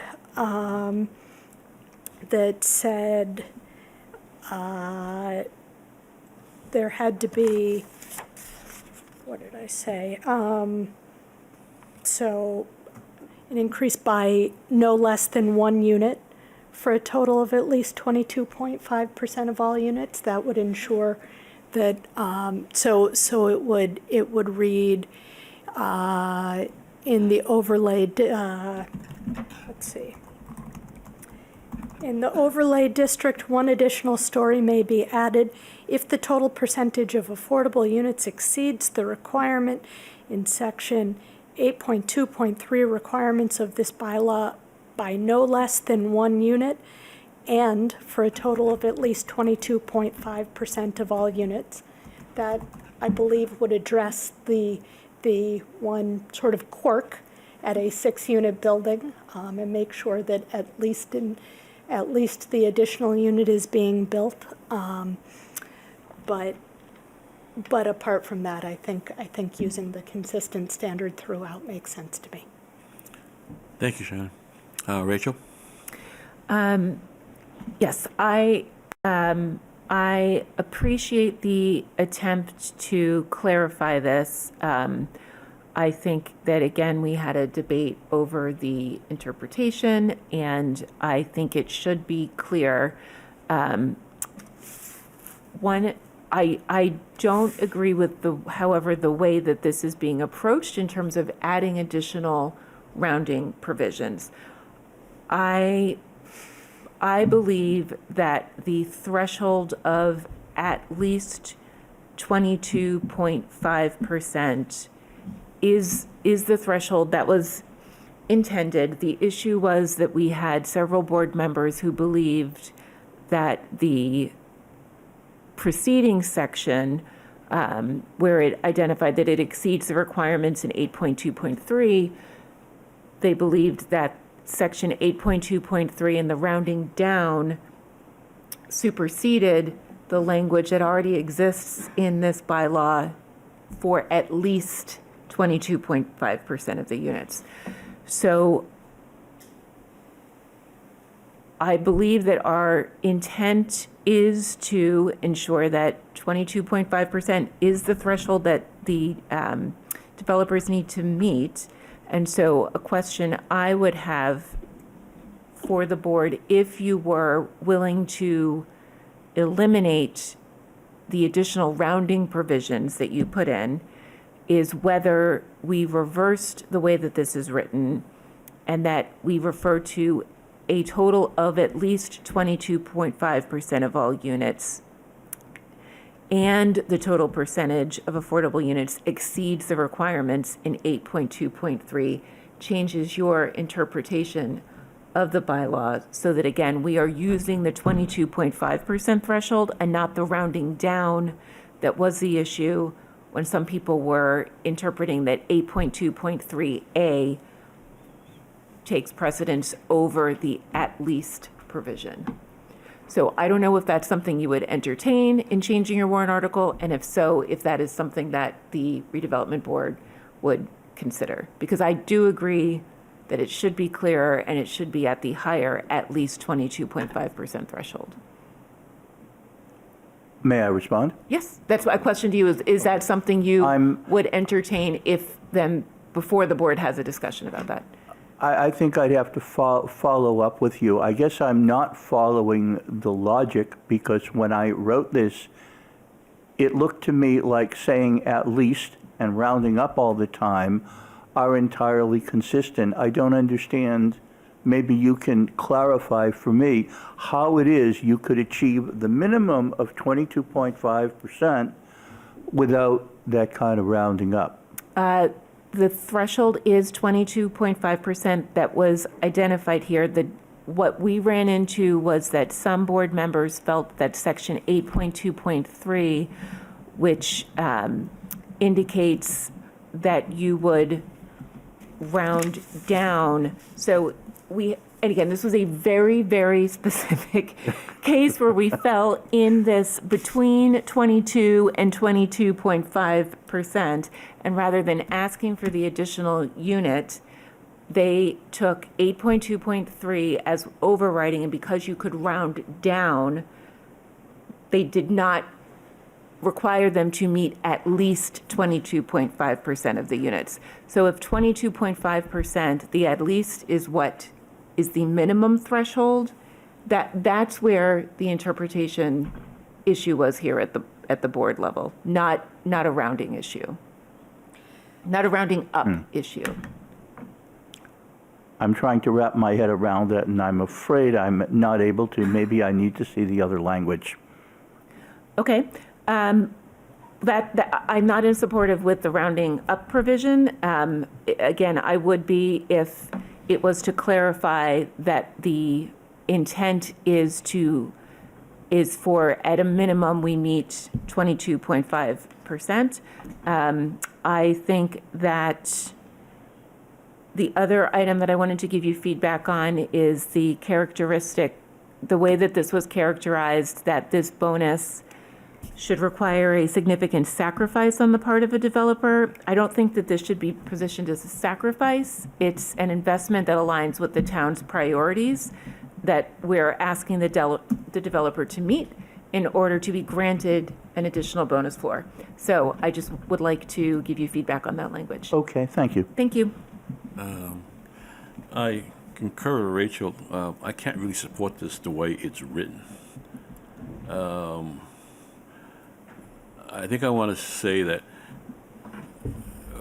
at the 15% bonus threshold, we generally saying if it comes up to a fraction, and the fraction is lower than 0.5, we've been rounding down, and if it's above 0.5, we've been rounding up. That's the process we've been using at the 15% threshold. And that's what we have been using. And then when we create this 22.5%, which is another percentage for additional bonus, some of the board members felt that we should still keep our same philosophy how we interpret things. If it's below 0.5, then we round down. If it's above 0.5, we round up. That's what some of the boards has felt. So it keeps the same system, so everybody understands how we've been interpreting the same thing. Just because one thing number has changed from 15 to 22.5, we still enforce it the same way. There was some controversy, and I think what you want to do is either say, just change it so that it's there's no rounding up or down, okay, and just simply state that in your warrant article, saying that if it's any percentage, you round up, period. And that would be a clearer way of doing things. Or just bring it to a higher number if you feel like that's the way to go. Okay? But I think that's the crust of it, okay? And the way you do this whole thing here is kind of very hard to understand and follow. And I would like to see if you'd be interested in just changing some of the verbiage to that. So I think it'd be clearer that way. But my other question to you is this. Some of these numbers that were put there are not arbitrary. When you have a certain percentage, let's say you have an affordable unit, that means the developer or homeowner or whoever is losing money on that unit because they can't charge as much for that unit, but the cost still stays the same. There's a certain amount of units then have to pay for that, because a developer is not going to just give money away and not make money on the project they invested on. So do you know how many units it takes at market rate to cover a affordable unit? Are you asking me that now? Yep. I have heard developers' assertions more in general about what it takes to pencil in a project. I do not know offhand what it actually takes, and I would appreciate seeing some calculations from somebody who has less self-interest than a developer in promulgating those. I would like that too. Okay. I don't know how you're going to get that. I just heard from, let's say, developers that the numbers range anywhere from 3 to 4 units. Clarify, 3 to 4 market rates to support an affordable? Yes, for them to break even. Okay, and then the other units that they make money on. I'm not stating that is what's true. I'm just saying that's what I've heard, and I would love to have somebody quantify that, because so one thing I'm just very cautious of is by changing these numbers around so much. Just you're saying it's clearing. It might have unintentional effects. What if Sunday stop doing affordable units because it no longer makes sense? So I want to just say, you got to think about it. If this sort of has been working, where having so much affordable units is being supported by market rate units. If you make it too hard, then they stop doing it altogether. And then we don't have any affordable units, because there's only 2 ways to make affordable units here now. One by government subsidies, or by incentives. Those are only 2 ways I know that you get affordable units. And government funded things are hard to come by right now, just the way the economy is right now, okay? In the way who's running government, okay? Just the way it is. So we have to look for incentives. And I'm just want to say, I want to be cautious about how we just change things to make that work. That's all. All right. May I follow up on something you said earlier? Sure. You said if I wanted to make it clear, I thought I heard you say that if I want to make this clear, then we just round up. Did I misunderstand? Because that is exactly what I'm saying. Yes, but you have 25%, and then you go through all these other numbers. It just comes across as this stated right in that one paragraph. That's it. Cross the thing out, saying that any fractions are rounded up only, and then. What you said? I'm sorry. Truncate them? Is that what you're suggesting? Well, let me get back to you a little later. Okay. I don't want to. Okay. Because I want the public to be able to. One thing, I would appreciate written comments from both you and Ms. Corbin, who had what I thought were some constructive suggestions. I'm having trouble understanding them now, but if I could get those from you, I would certainly consider them. I just don't know what to say about them because I don't understand. No problem. I'm going to open this up to the public right now. Is anybody want to speak about this? You, sir? Please state your name and address, and you got 3 minutes.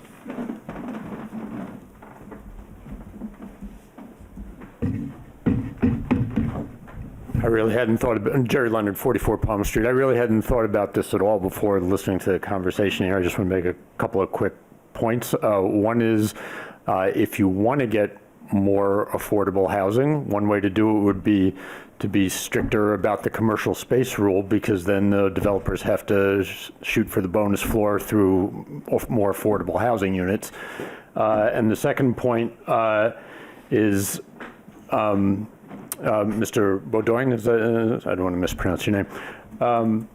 The idea that that if you have more affordable housing units, that's going to drive up the rents on the other apartments might be true. I don't know what the empirical evidence on this is, but the basic economics of this would be the market rate units are going to go for what the market will bear no matter what. They can't raise the rate just because they're making less because they won't be able to rent those apartments if they're just trying to make up money on the affordable housing units. So the real question is does more affordable housing units make the project not viable in the first place, which I think is a question that was being raised. So, but the rule seems clear, and my own opinion reading this just now is that the clarification here is just a straightforward emphasis on what the language already said. I mean, it seems very straightforward to me. Thank you. Thank you. Is there anybody else like to? Yes, ma'am.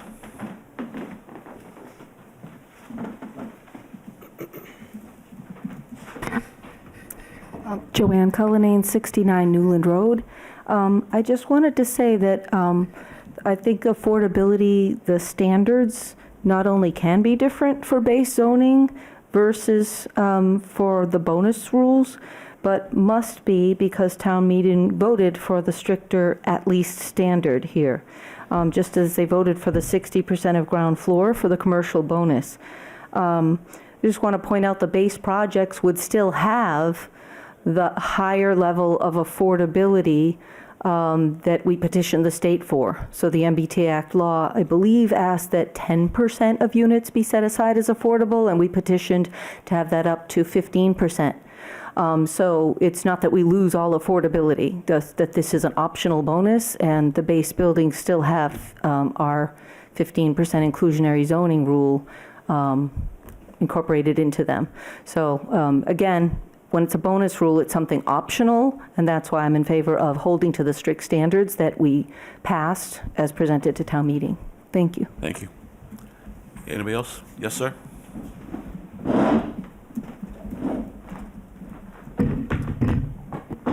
Hi there, Carmine Granucci, 16 North Street. I'm also a town meeting member, Precinct 21.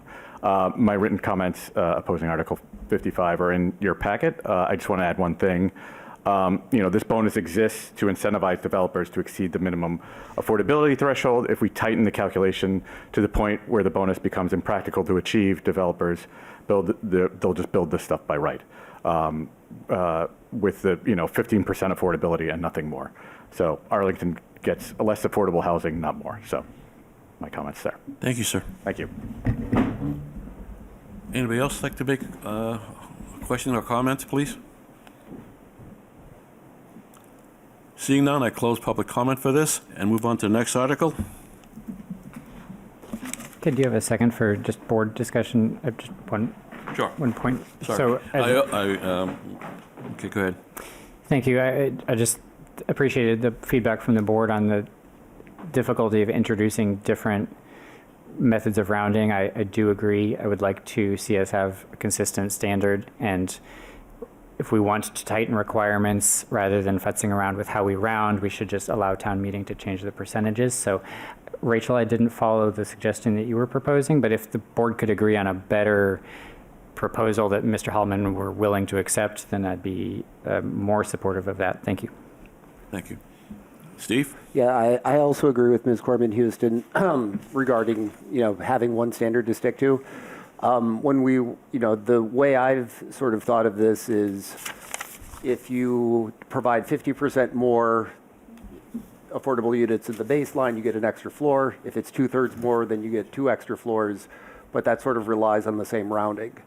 I think one percentage to, I would prefer 1% to numerical conversion, but would be open to discussing different percentages. I would be open to discussing different percentages. Thank you. Okay, thank you. Anybody? Vince, I'm happy to clarify the discussion that happened. Again, it was like, the issue was that we had a case that fell just shy of the 22.5%, and the majority of the board members chose to round down, which meant it was one fewer affordable housing unit that was going to be required because of the provisions in 8.2.3A. If we had followed the at least 22.5%, then it would have been one additional unit. But again, the majority of the board members decided to follow the rounding provisions in 8.2.3A rather than the at least. So that's why I was suggesting perhaps if you led with at least, then that, but again, the board would need to discuss whether that would all change their mind, otherwise don't mess with it. Yeah, that's the part I think I didn't follow, is you were suggesting a way to modify the article that would be more palatable, and Right. I didn't follow that. Thank you. Yep. Any other? Thank you. I move on to the next warrant article. Article 56, Development Standards for Off-Street Parking and Bicycle Parking.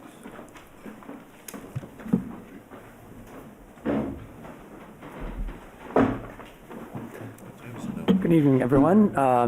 Thank you for spending all this time talking about the development standards. My name is Neil Mongold. I'm the board chair of the Housing Corporation of Arlington. This Article 56 and the following one, 57, are proposed in conjunction with the Housing Corporation of Arlington. And I have with me tonight Andrew Wofford, who is the senior development project manager at the Housing Corp of Arlington. And I just briefly to say that the proposal is recognizing the difficulty of developing 100% affordable housing and requesting some additional bonus availability for 100% affordable housing, which has been discussed here about the difficulty of doing 100% affordable housing versus partial or 25% or less, 15%. So with that, I'm going to turn it over to Andrew to talk about Article 56. Thanks, Neil. Good evening, and thanks for your time to the board members. Pardon me. As Neil mentioned, I'm Andrew Wofford, the Senior Real Estate Project Manager at HCA, and I'm just going to share a quick presentation of Article 56. So Article 56 proposes changes related to the indoor bike parking requirements in the town zoning bylaw. Section 6.1.12 of the bylaw states that all new apartment buildings must have 1.5 indoor bike parking spaces for every 1 unit of housing. Warrant Article 56 would amend this section to grant the ARB the authority to lower that ratio to 1 space per unit, specifically for projects that are 100% deed-restricted affordable. As one of the primary providers of deed-restricted affordable housing in town, HCA has encountered that this requirement can be a challenge in our design of new projects, and that our tenants don't utilize this level of indoor bike storage. HCA's only completed project that has conformed with this requirement so far is Downing Square Broadway Initiative, or DSBI, which has 48 total residential units. In the fall, we did a point-in-time count at the end of the day and found that across both indoor bike storage areas, that is at 114 Lowell and 117 Broadway combined, there were 31 total bikes occupying 72 long-term spaces. At Emma's Court, recently approved by the ARB, we will create 40 new units of affordable housing across 2 buildings. As the board knows, in the larger of those 2 buildings, we'll have a ground floor bike storage room with 40 spaces. But to comply with the bylaw, requiring a 1.5 to 1 ratio, we needed to build a separate enclosed structure with room for at least another 20 bikes. That separate structure comes with additional construction cost and takes up limited space on the campus that could otherwise be used for informal seating, programmed open space, or other amenities for tenants. We're confident we can meet the bike storage needs of our tenants by providing every household with 1 indoor bike parking space. This would allow affordable housing developments to save space and resources which currently need to be used to meet a 1.5 to 1 ratio. If the ARB were granted the authority to lower this requirement for 100% affordable projects, that flexibility, would benefit all future affordable housing in town. Thank you. Thank you. Let's start with Steve. Sure. Yeah, I guess I have mixed feelings. So I appreciate that funding 100% affordable housing is a challenge. Not only do you need funding, you have to get it in layers. So you go out, you get some money, and then you could acquire a property, and then you go out and get another source of funding, and then you can do design work, and then once you get and permitting. Then once you get a permit, you can go out and get another set of funds and to actually build the thing. So this isn't. The challenges are not lost on me. And I also realize that, there is a sizable gap between what the units will bring in rent and what it costs to build them. And, policy changes that help to narrow that gap, I think, are very worthwhile. But I have mixed feelings about this one. At a high level, all right, so a couple of things. I want to kick out a couple of things. So in terms of both Arlington's and the state's emission reduction goals and net zero action goals, we need to reduce emissions. Transportation is a big part of our emissions, and so I'm a little hesitant to cut what's essentially a very efficient and generally emission-free, with the exception of indirect emissions to charge an e-bike. I think the policy incentive for bicycle use is important. What I would rather see or would feel better about, there is a provision in the bylaw that allows. It starts off. It's 824A if this matters, but it provides a 10% automobile parking reduction for affordable housing. I would, in terms of, trying to make it easier for a project to come together, I would feel comfortable with making that reduction larger, or possibly removing parking minimums entirely for 100% affordable. So it's basically, your tenants, rather than the bylaw requiring you to build a certain amount of automobile parking, you would be free to provide what you felt the project was appropriate for the project. Unfortunately, that's not in the scope of your article, but that is where, that's just generally where I'm sort of feeling at the moment. Thank you, Mr. Chair. Thank you. Vince? Thank you, Mr. Chair, and thank you, gentlemen, for presenting. I was wondering if this would benefit from adding after the word affordable the phrase as defined in Section 2 of this bylaw. Your warrant article is very tightly written, but that seems like a clarification that presumably wouldn't put it out of scope, although probably someone else more qualified than me could say for sure. I think I agree with Steve, like you couldn't make this change now, but just out of curiosity, why put this in Section 5.8.4 where it applies only to the multifamily housing overlay districts? Whereas if it were in Section 8, where we have a allowance for a reduction in car parking, it could apply to projects in any district. Any particular reason for that approach? Thank you for pointing that out. I'll admit that it had not occurred to me, the possibility you just described, and I think that in many ways that might be a more logical or holistic reform. I think it's probably very clear that this came about as we were the first 100% affordable project using the MF overlay, and so we encountered this as a challenge as we were putting together our design, and sort of the thought is basically this is a first draft of the types of reforms to the MBTA communities overlay that might benefit future affordable, 100% affordable projects, which is why we were focused on the overlay bylaw. But I think it's a very good point you're making. Thank you. Yeah, I can see this provision changing in the future if we pass an affordable housing overlay district or some other district where this particular provision might get folded into that or become redundant. So I don't object to this. I think the extra flexibility doesn't hurt. We have the option to allow the reduction. We don't have to. We just have to make sure that we apply this in a way that doesn't leave residents of affordable housing projects with excessively limited transportation options. So that's it for me. Thank you. Thank you. Shana? Thank you. So I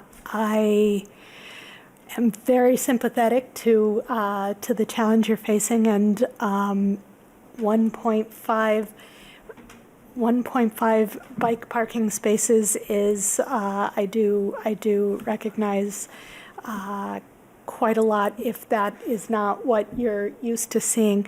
I was wondering, do you know what the current requirement for bike parking is in the EOHLC design guidelines? It's one per unit. Okay, so an all affordable building would likely be required to have one bike parking space per unit anyway, regardless of what this said. It would likely be required to have a minimum of one space per unit anyway.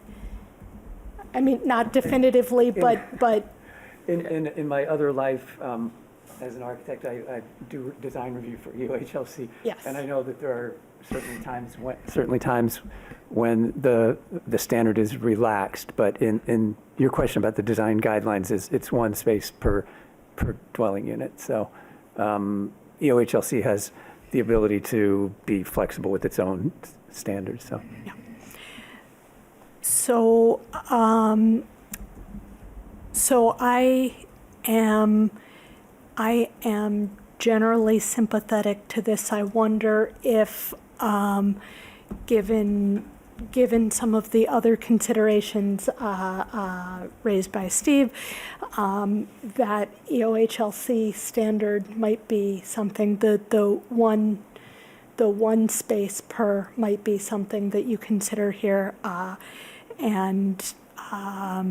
But for me, the optionality is very critical with the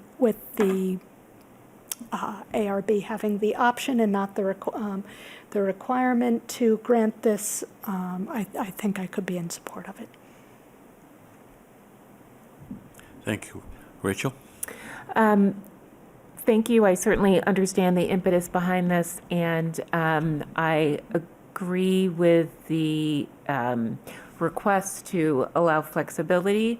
However, like Vince, my immediate reaction was that this belongs in the underlying zoning, because I would love to be able to review this beyond the multifamily district. So while, and I wish that the warrant, again, my challenge with our warrant article process, I'm sorry that it was written as tightly as it was, because I'd love to be able to suggest those changes.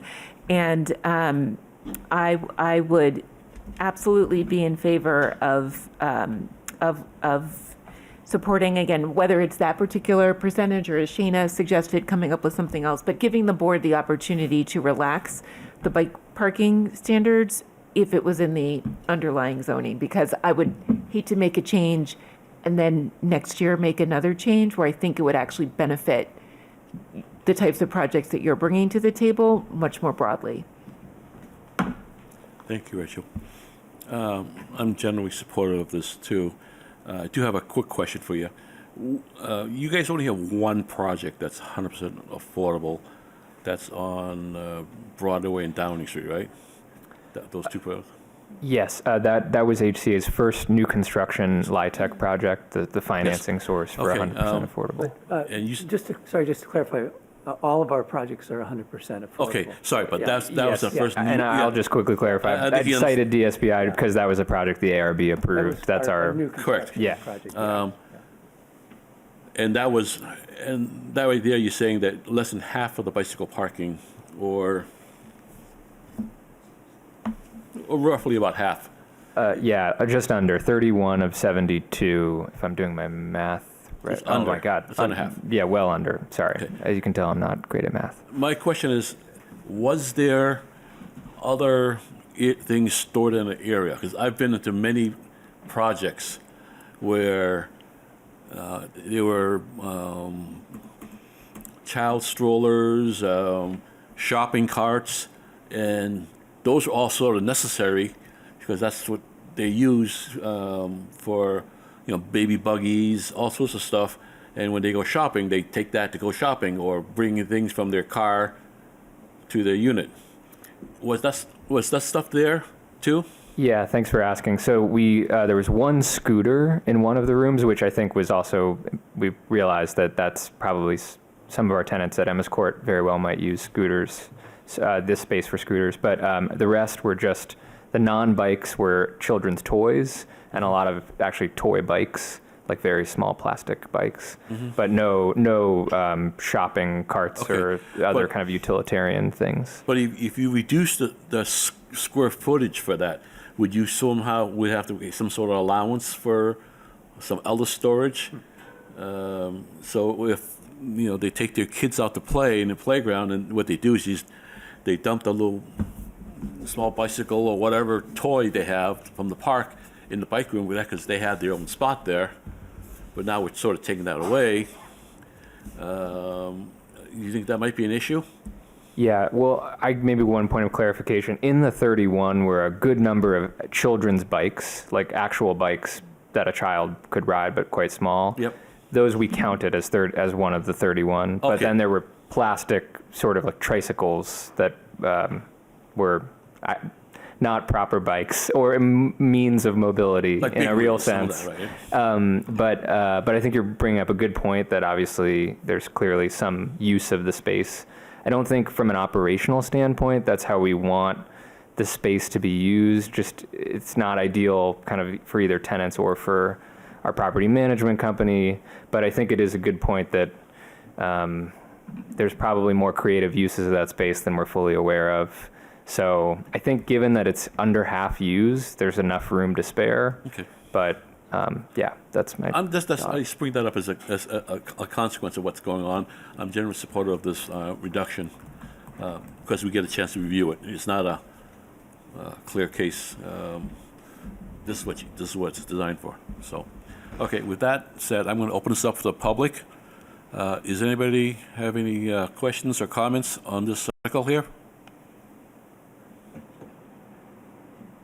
Sure, sir. Please state your name and address, and you have 3 minutes.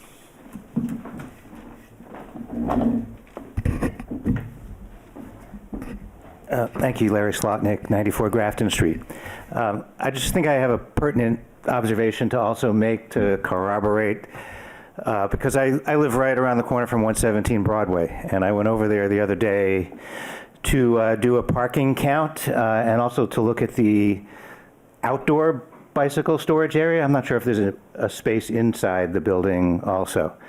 But yeah, what is going on there is that it's a kind of unusual space in that it's 25 feet long and 5 feet wide with a door at the skinny end. And yes, there were a lot of kids' bikes, other paraphernalia that I can see any person would not want to drag up to their apartment, even if there is an elevator. A couple of bicycles utilizing this bicycle sort of vertical hanging technology, which I don't think is popular at all. So what I'm saying is that that amount of square footage that's allocated could be used a lot more efficiently, possibly with some shelving on one side for some of these child-appropriate things. Is there a space inside the building where people park more expensive bikes sort of out of view? No? I think what you're describing at Broadway is our enclosure. Oh, that's the enclosure. Yeah, I understand it. And so, yeah, I think that square footage could be used more efficiently, you know, which I'm just sort of commenting on the request here that perhaps the statutory bike storage could be reduced but planned out in a more effective way, and there are plenty of experts in the town that could help you do that. Thank you. Thank you. Anybody else from the public who wishes to question or comments? Seeing none, I close public comment for this article, and we move on to the next article.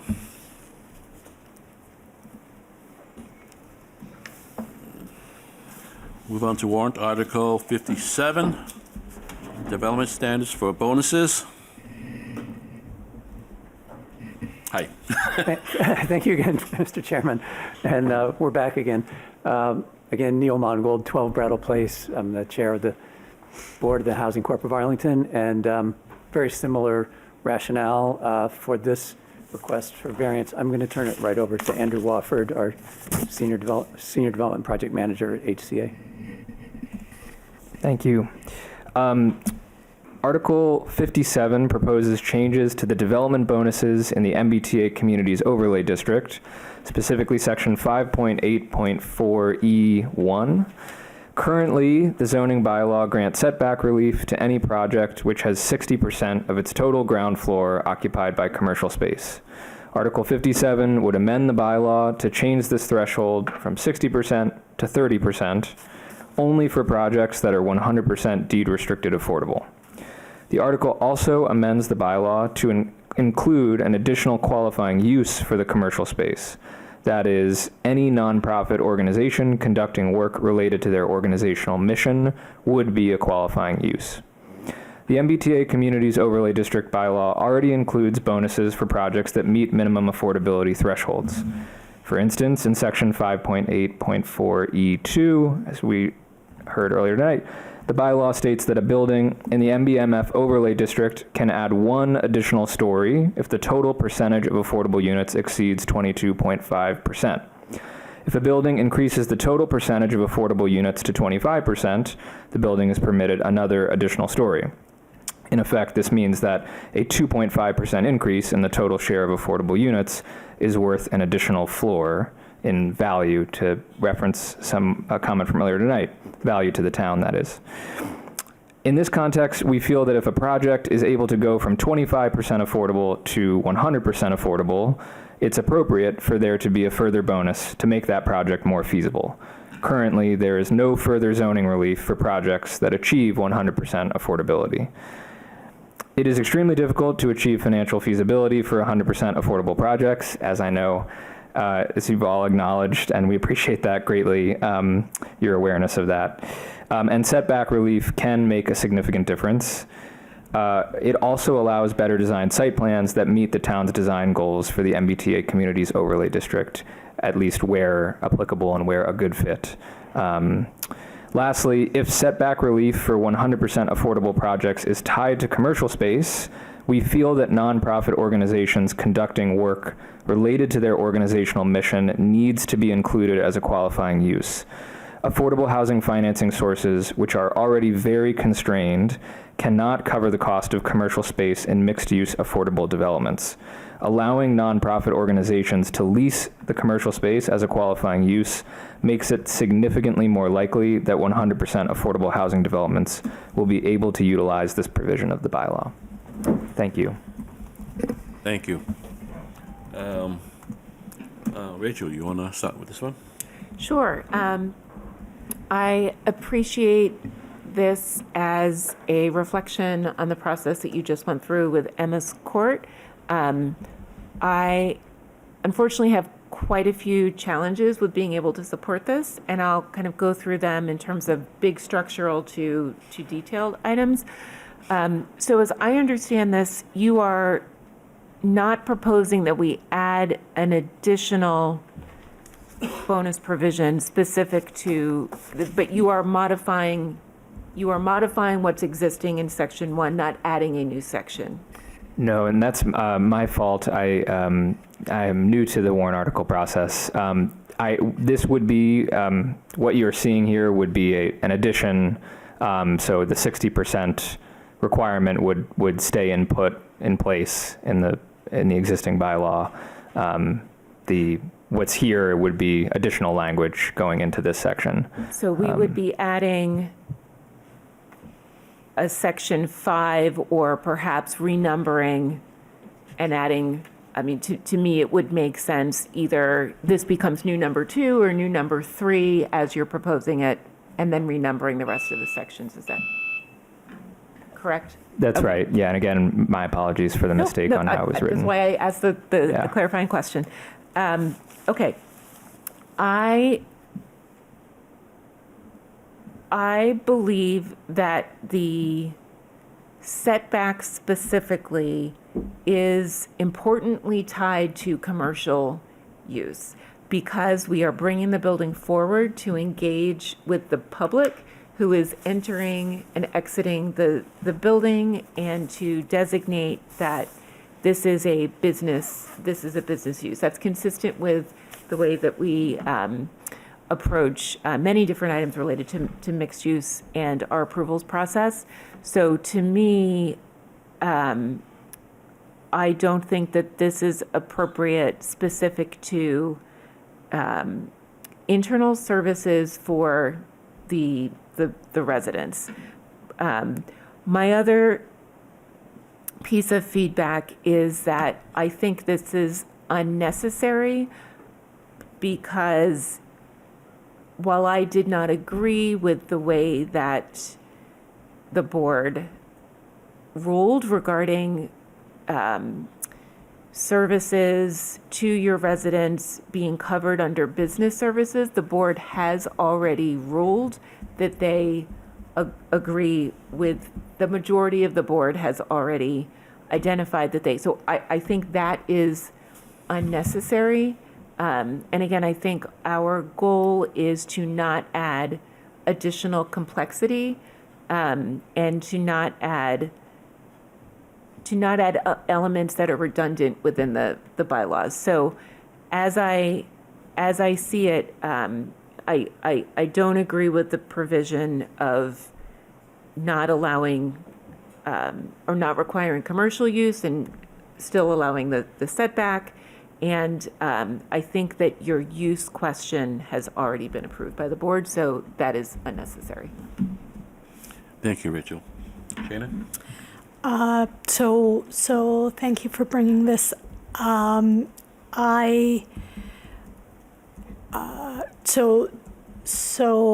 I think the use question is an interesting one. I agree. It has been resolved by the board, and in my opinion, the nonprofit use is appropriate. As Rachel says, it has already been resolved. I think it might be useful to have in the bylaw regardless, because it differs from what we put forth for the other standards, but I don't have strong feelings.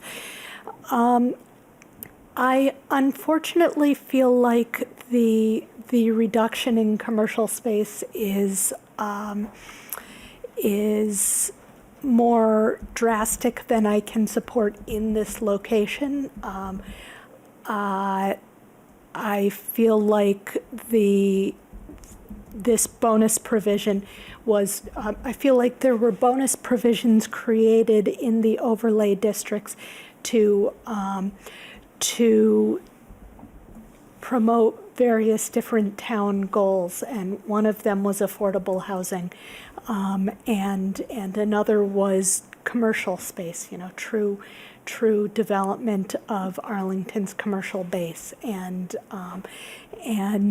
that while a nonprofit use supporting residents absolutely fits that description, in my mind, it needs to be a robust amount of space. What if said nonprofit organization didn't need that space in 5 years or 10 years? What then? Who fills that space? We've seen it recently with groups such as Daily Table leaving their spaces unexpectedly. Now, those are large, robust spaces that can be filled with other tenants, but if they were spaces that were more sized to a very small use, that was not easy to fill, that might create a gap in the street front fabric in a place where it would be concerning. So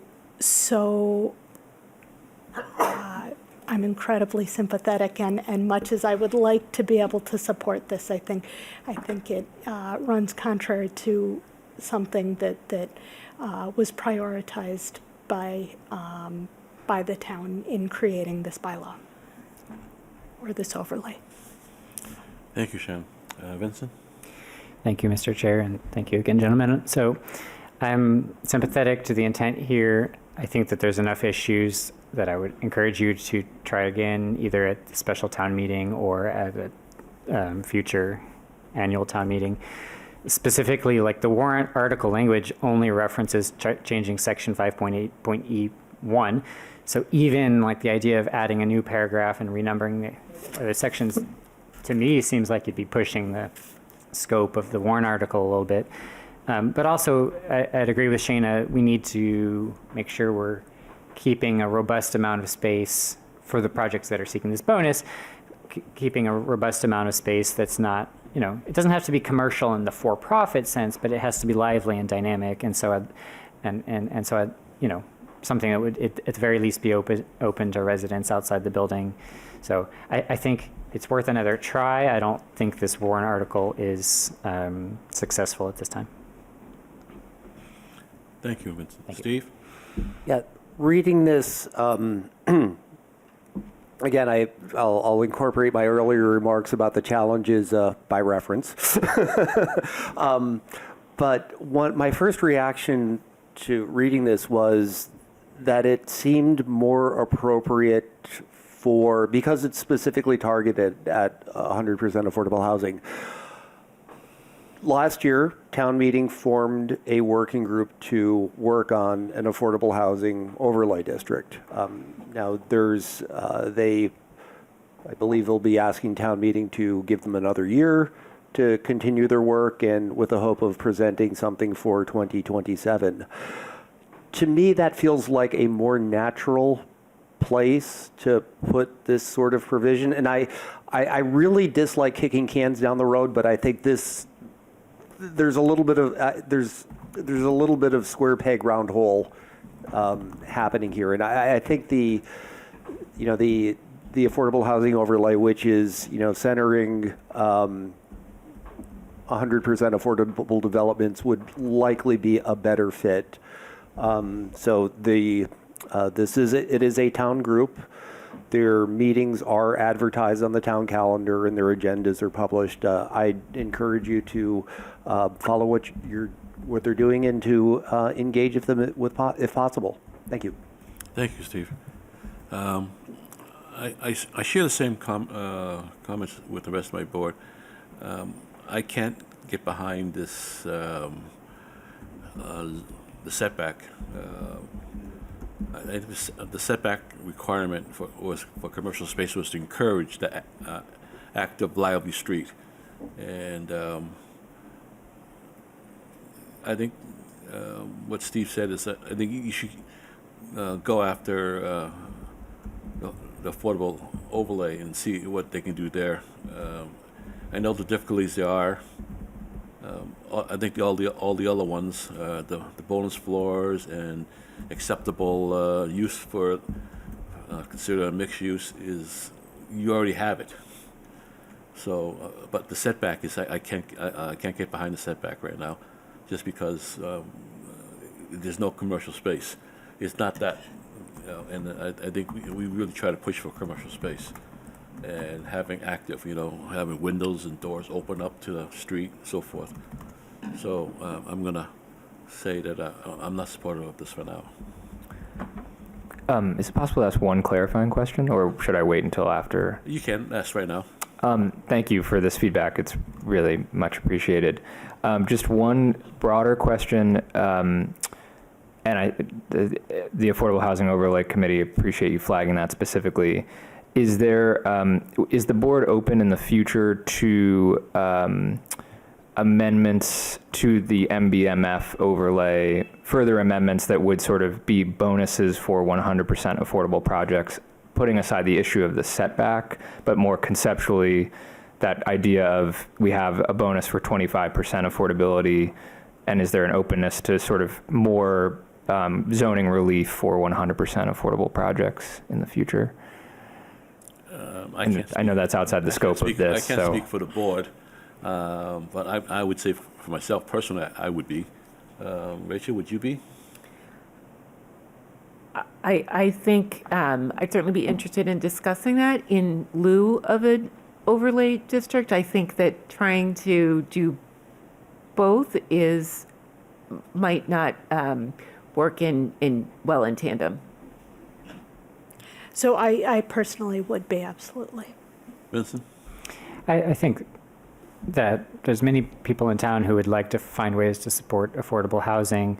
The question is kind of what's the best route. So the MBTA community overlay districts are one. Steve mentioned another, which is the affordable housing overlay, which is not yet proposed proposal. There's also section 8.2.4, which is in the affordable housing section of our bylaw, and it has an incentives section.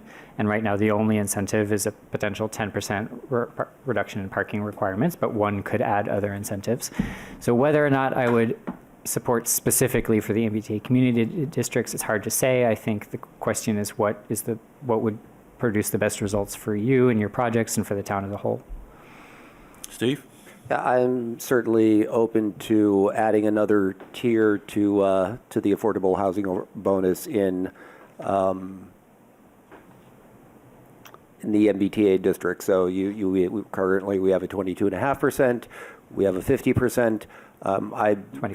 25. 25. Thank you. I'm happy to. I think. I'm certainly open to entertaining something different for 100%. Thank you. Thank you. That's very helpful. Okay. I'm going to open it up to a public comment. Is anybody in the public who wish to ask questions or comment on this? Seeing none, I close public comment for this warrant article. And we move on to the next warrant article. I'm going to bring this up to Claire. This is warrant article number 58. Great, thank you, Mr. Chair. At 6:30 this evening, I received in writing via an email a request from Jenny Crutaro to suspend discussion of this article. She asked to withdraw. There is no mechanism to withdraw, so she did request that the board suspend discussion of this article, and also that the board vote no action on the article, as she and her co-writer wish to retool and rewrite their article for 2027 town meeting. Thank you. Claire? Thank you. Since we can't just take it off the boards right now, I'm just going to ask the board, are there any comments from the board on this? Rachel? Nope. Shannon? No. Vince? No, that sounds fine to me. And Steve? No comment. Okay, I'm going to open up the public. Are there any comments on this from the public? Seeing none, I'm going to close public comment, and that's it for tonight. Wait a minute, there's one more thing I have to say, right? Where is it? Oh. Okay, this concludes the hearings for the zoning warrant articles to be discussed. Next Monday, we will vote on each of the 19 proposed articles, including these proposed by citizens and those proposed by ARB and the ZBA. Can I get a motion to continue the public hearing to the warrant article for 2026 town meeting to Monday, March 30th? So moved. Second. Steve? Yes. Vince? Yes. Shannon? Yes. Rachel? Yes. I'm a yes too. Okay. And just to clarify so that new members of the board and the public are aware of the process, Ken, is your intent that the hearing on next Monday night is board discussion and vote only, and that we will not open each article up again to public comment? That's the case. Thank you for reminding me about that. We've had public comment on this, and this now will be up for discussions. And it's certainly open to the public to attend. Nothing's done behind doors, but public discussions is concluded. Thank you. I will then start off with open forum. The next agenda. If anybody wishes to speak, you have up to 3 minutes. Please come forward. Does anybody wish to speak in open forum? Seeing none, I close open forum. And next on our agenda is new business. Well, we start with Claire. Great, thank you. I have a few items. Next Monday, I'm proposing to vote to confirm Amara Remen to the Envision Arlington Standing Committee in one of the Department of Planning and Community Development seats. Ms. Remen has said she'll be here in person to introduce herself to the board, and it is my understanding that this will result in the Envision Arlington Standing Committee to be fully seated. Next, I have an event this Thursday to present the draft comprehensive plan. It will be held on March 26th, again Thursday, from 6 to 7:30 in the high school cafeteria. I have been assured by our consultant Stantec that the draft comprehensive plan will be made available on the AMP Up website by end of the day tomorrow. Third, I have the Arlington Heights Business District Community Meeting. It's been rescheduled to Tuesday, April 14th from 6 to 7:30. It will be here in the Community Center main room, rescheduled to not conflict with the first night of Passover. Thank you. Thank you. Steve. No new business this week. Vince. Nothing from me, thank you. Shanna. Public service announcement. Early voting has opened for town elections. Go vote if you are so inclined. Rachel.